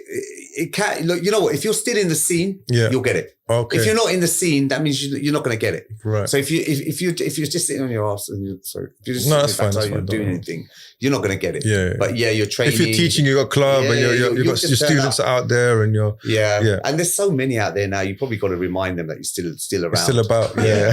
That's what it is. I mean, you go back to Hodges' place. And I train in the comp classes only. That's the only thing I'll do. And how often do you do that? I mean, I've just started up again, just like once a week. Right. So you go from all the way to West London? Yeah. You know what? I committed myself for so many years. I dragged him along with me. It's really too hard. It's a mission. So many years spent in the Roger Gracie Academy. And also in traffic, bro. You know what I'm saying, bro? Sometimes the traffic is longer than the actual class, bro. I used to tube. You know what? When I used to work, I don't know if I should be saying this. Like, when I used to work, I used to at lunchtime just go off to train lunchtime classes. Yeah, that's lunchtime, bro. Yeah, but you're not allowed to train at lunchtime or something. Class is 1.5 hours long. I get you. I get you. All right. I do the maths. My maths is terrible, but I get it, bro. But go in there, training. It's just commitment. Yeah, you have to put the time in, and you know what it is. I've taken that pill for everyone. Students. Yes. When my students come, they don't travel more than 15, 20 minutes. They come, they train, they go back. It's a blessing, bro. Wallahi, bro. And I've always had that need. I want to give to the community. I mean, so we need people like yourself, bro. Wallahi, like yourself, Coach Emir, Coach Khalid, bro. To countless other people, bro, who've, like I said, bruv, it was difficult. Like you had to do that German kung fu, bruv, to get to this point, bruv. Honestly, do you know what I'm saying? Yeah. Now you said German. Ninja starts to try. Was it fighting at night? Was it blindfolded? Getting licked in the head with a ninja star, bruv. Jumping over 25 chairs. Do you see what I'm saying? To get to this point, it's true. And it just feels now. This is the first time I've actually said this whole story. I mean, I don't think people realize I started. That's why I started, bruv. This is why I started the podcast, bro. Because I wanted to document these stories. I wanted to show not just our community, not just the wider jiu-jitsu community, bro, but the world, bro. That there's Muslims out there. Look what we're doing, bro. This is what we're doing. This is, and it needs to be, sometimes we tend to be, as Muslims, this, I don't want to toot my horn, especially our generation, this generation, everything is on Instagram, bro. But we don't do a good job of promoting what we're doing. Does that make sense? And I feel like this platform, that's what I want to do. I want to push. And you never know, bro, how many people will start jiu-jitsu. Someone might listen to this and lives in Balham, bro. Yeah, of course. That's the whole point. The whole point is to kind of push it and then push that whole, also, another lifestyle. thing for Grapplers Den is, when we was in the masjid, in the leisure centre, we were almost like shy to compete. But now that we've got a platform, Yes, a mashallah. proper place, Yeah. you know, we're pushing out loads of kids, brothers. You know, just you've got quite a few signed up, right? So this is, Alhamdulillah. and they're doing quite well, you know. So it's surprising when you have that sort of platform. It works a lot we're better. wearing The our training t-shirts, is we there. just go in numbers, you know. Yeah, it's that helps. tribe, innit? You're building Yeah. a tribe, innit? There's a book, I can't remember, I've earmarked it to read it. It's called The Tribe of 1,000 or something. It says you only need 1,000 people Yeah. to believe in you. That's it. You'll be set. So if you got 1,000, I can't remember what the book's called. I've got it on my Audible thing. Yeah. So for us, in my head, this podcast, if I can get 1,000 people to listen and to participate, I'm happy. I don't care about if we get more, alhamdulillah, that's good. But 1,000 loyal people that are going to push out your content, that are going to speak good about you. When you do an event, they'll come. Do you see what I'm saying? Like, for example, you look at Grappling, if you just got 1,000, they not necessarily might not be your students, but they're your supporters. Yeah. Does that make sense? And that's what this platform is to do, is to kind of shine a light to, you know, all what we're doing, mashallah. And I'm really proud, wallah them, is just to share a platform with you, honestly, and to see that next time I see you in competition, we're going to have a different conversation. Does that make sense? Definitely. And that's the whole point. Are you competing yourself? Hell no, bro. They're not ready for me, bro. I was going to say, you're not using it. I'm old. No, it's not that. I had knee surgery. They've heard this too many times on the podcast, but I'll say it to you. My patellar tendon snapped completely, bro. And I've been really lax with rehab, as you know. And you're still training? I'm training. You can't do 100% with your knee. Bro, 100%. Like, Is that why you allow these guys, yeah? Nah, bro. Like, I allow Imran, but no, I'm joking. Imran, the only thing I've got on Imran is my weight. That's it. Like, if I was the same weight, it would have destroyed what me, bro. Are you then? Blue belt. You're blue. Oh. And Imran's purple. Yeah, Imran's purple. Yeah. Zach? Zach's is a 4-stripe white belt forever, bro. 10 stripe. 10 stripe. But I've been training jiu-jitsu since 2012, 11. So wrestling's your forte. Wrestling I've been teaching and baby. Yeah. But no, not as a baby. No. But I've only got into wrestling in 2012. Okay, that's So it's a decade of jiu-jitsu. I say that, bro. Yeah. You're over embellishing it, Habibi. Probably like his decade. But not even like his decade, bro. Not even like his decade. So how long have you been a purple? He just got his purple. But he's been a blue belt for ages. So he's going to be purple for another 9. Inshallah not. Usually purple's just long. Yeah, You've never bro. been Streatham, have you? No. Okay. He's a South London boy, you know. Is it? He's from Elephant Elephant Castle, Castle. yeah, he was yeah. saying, yeah. But you know this, Zach, what are we talking about? No. You have amnesia every time we say this. But yeah, like I'm not gonna overblock. Like I love jiu-jitsu, and I think this year I've made it my mission to kind of really get better at it. I'm all right. I can handle myself on the mat. Wrestling does help me. Even wrestling as well. Like I've been coaching for a long time. I've got to coach the kids academy. But I'm not a wrestler. Like I don't go competitions, and I just love the art. Like yourself, I study it. Yeah. My background is in teaching. You know, I've got my PGC. So for me, I work with coaching me, develop curriculum, everything's written, and that's where that comes from. The whole academy style, kind of really getting. That's our thing. But my kids, they're all trained wrestling and jiu-jitsu equally, bro. That's good. I mean, for us, look, we're very new to wrestling, actual wrestling, and you know, our coach, I find him fantastic, and Mashallah. we just you're lucky to have a coach, bro, because not many around.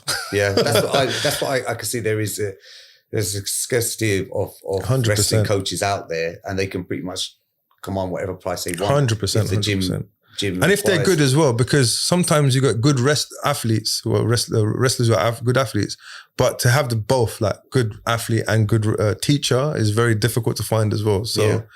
But it's that crossover again in jiu-jitsu. I mean, initially you just got to release a bit of your stubbornness and just move into wrestling, and learn it as an art, bro. Learn it like my recommendation is whoever is who trains jiu-jitsu, for example, even like a higher belt, learn wrestling as wrestling.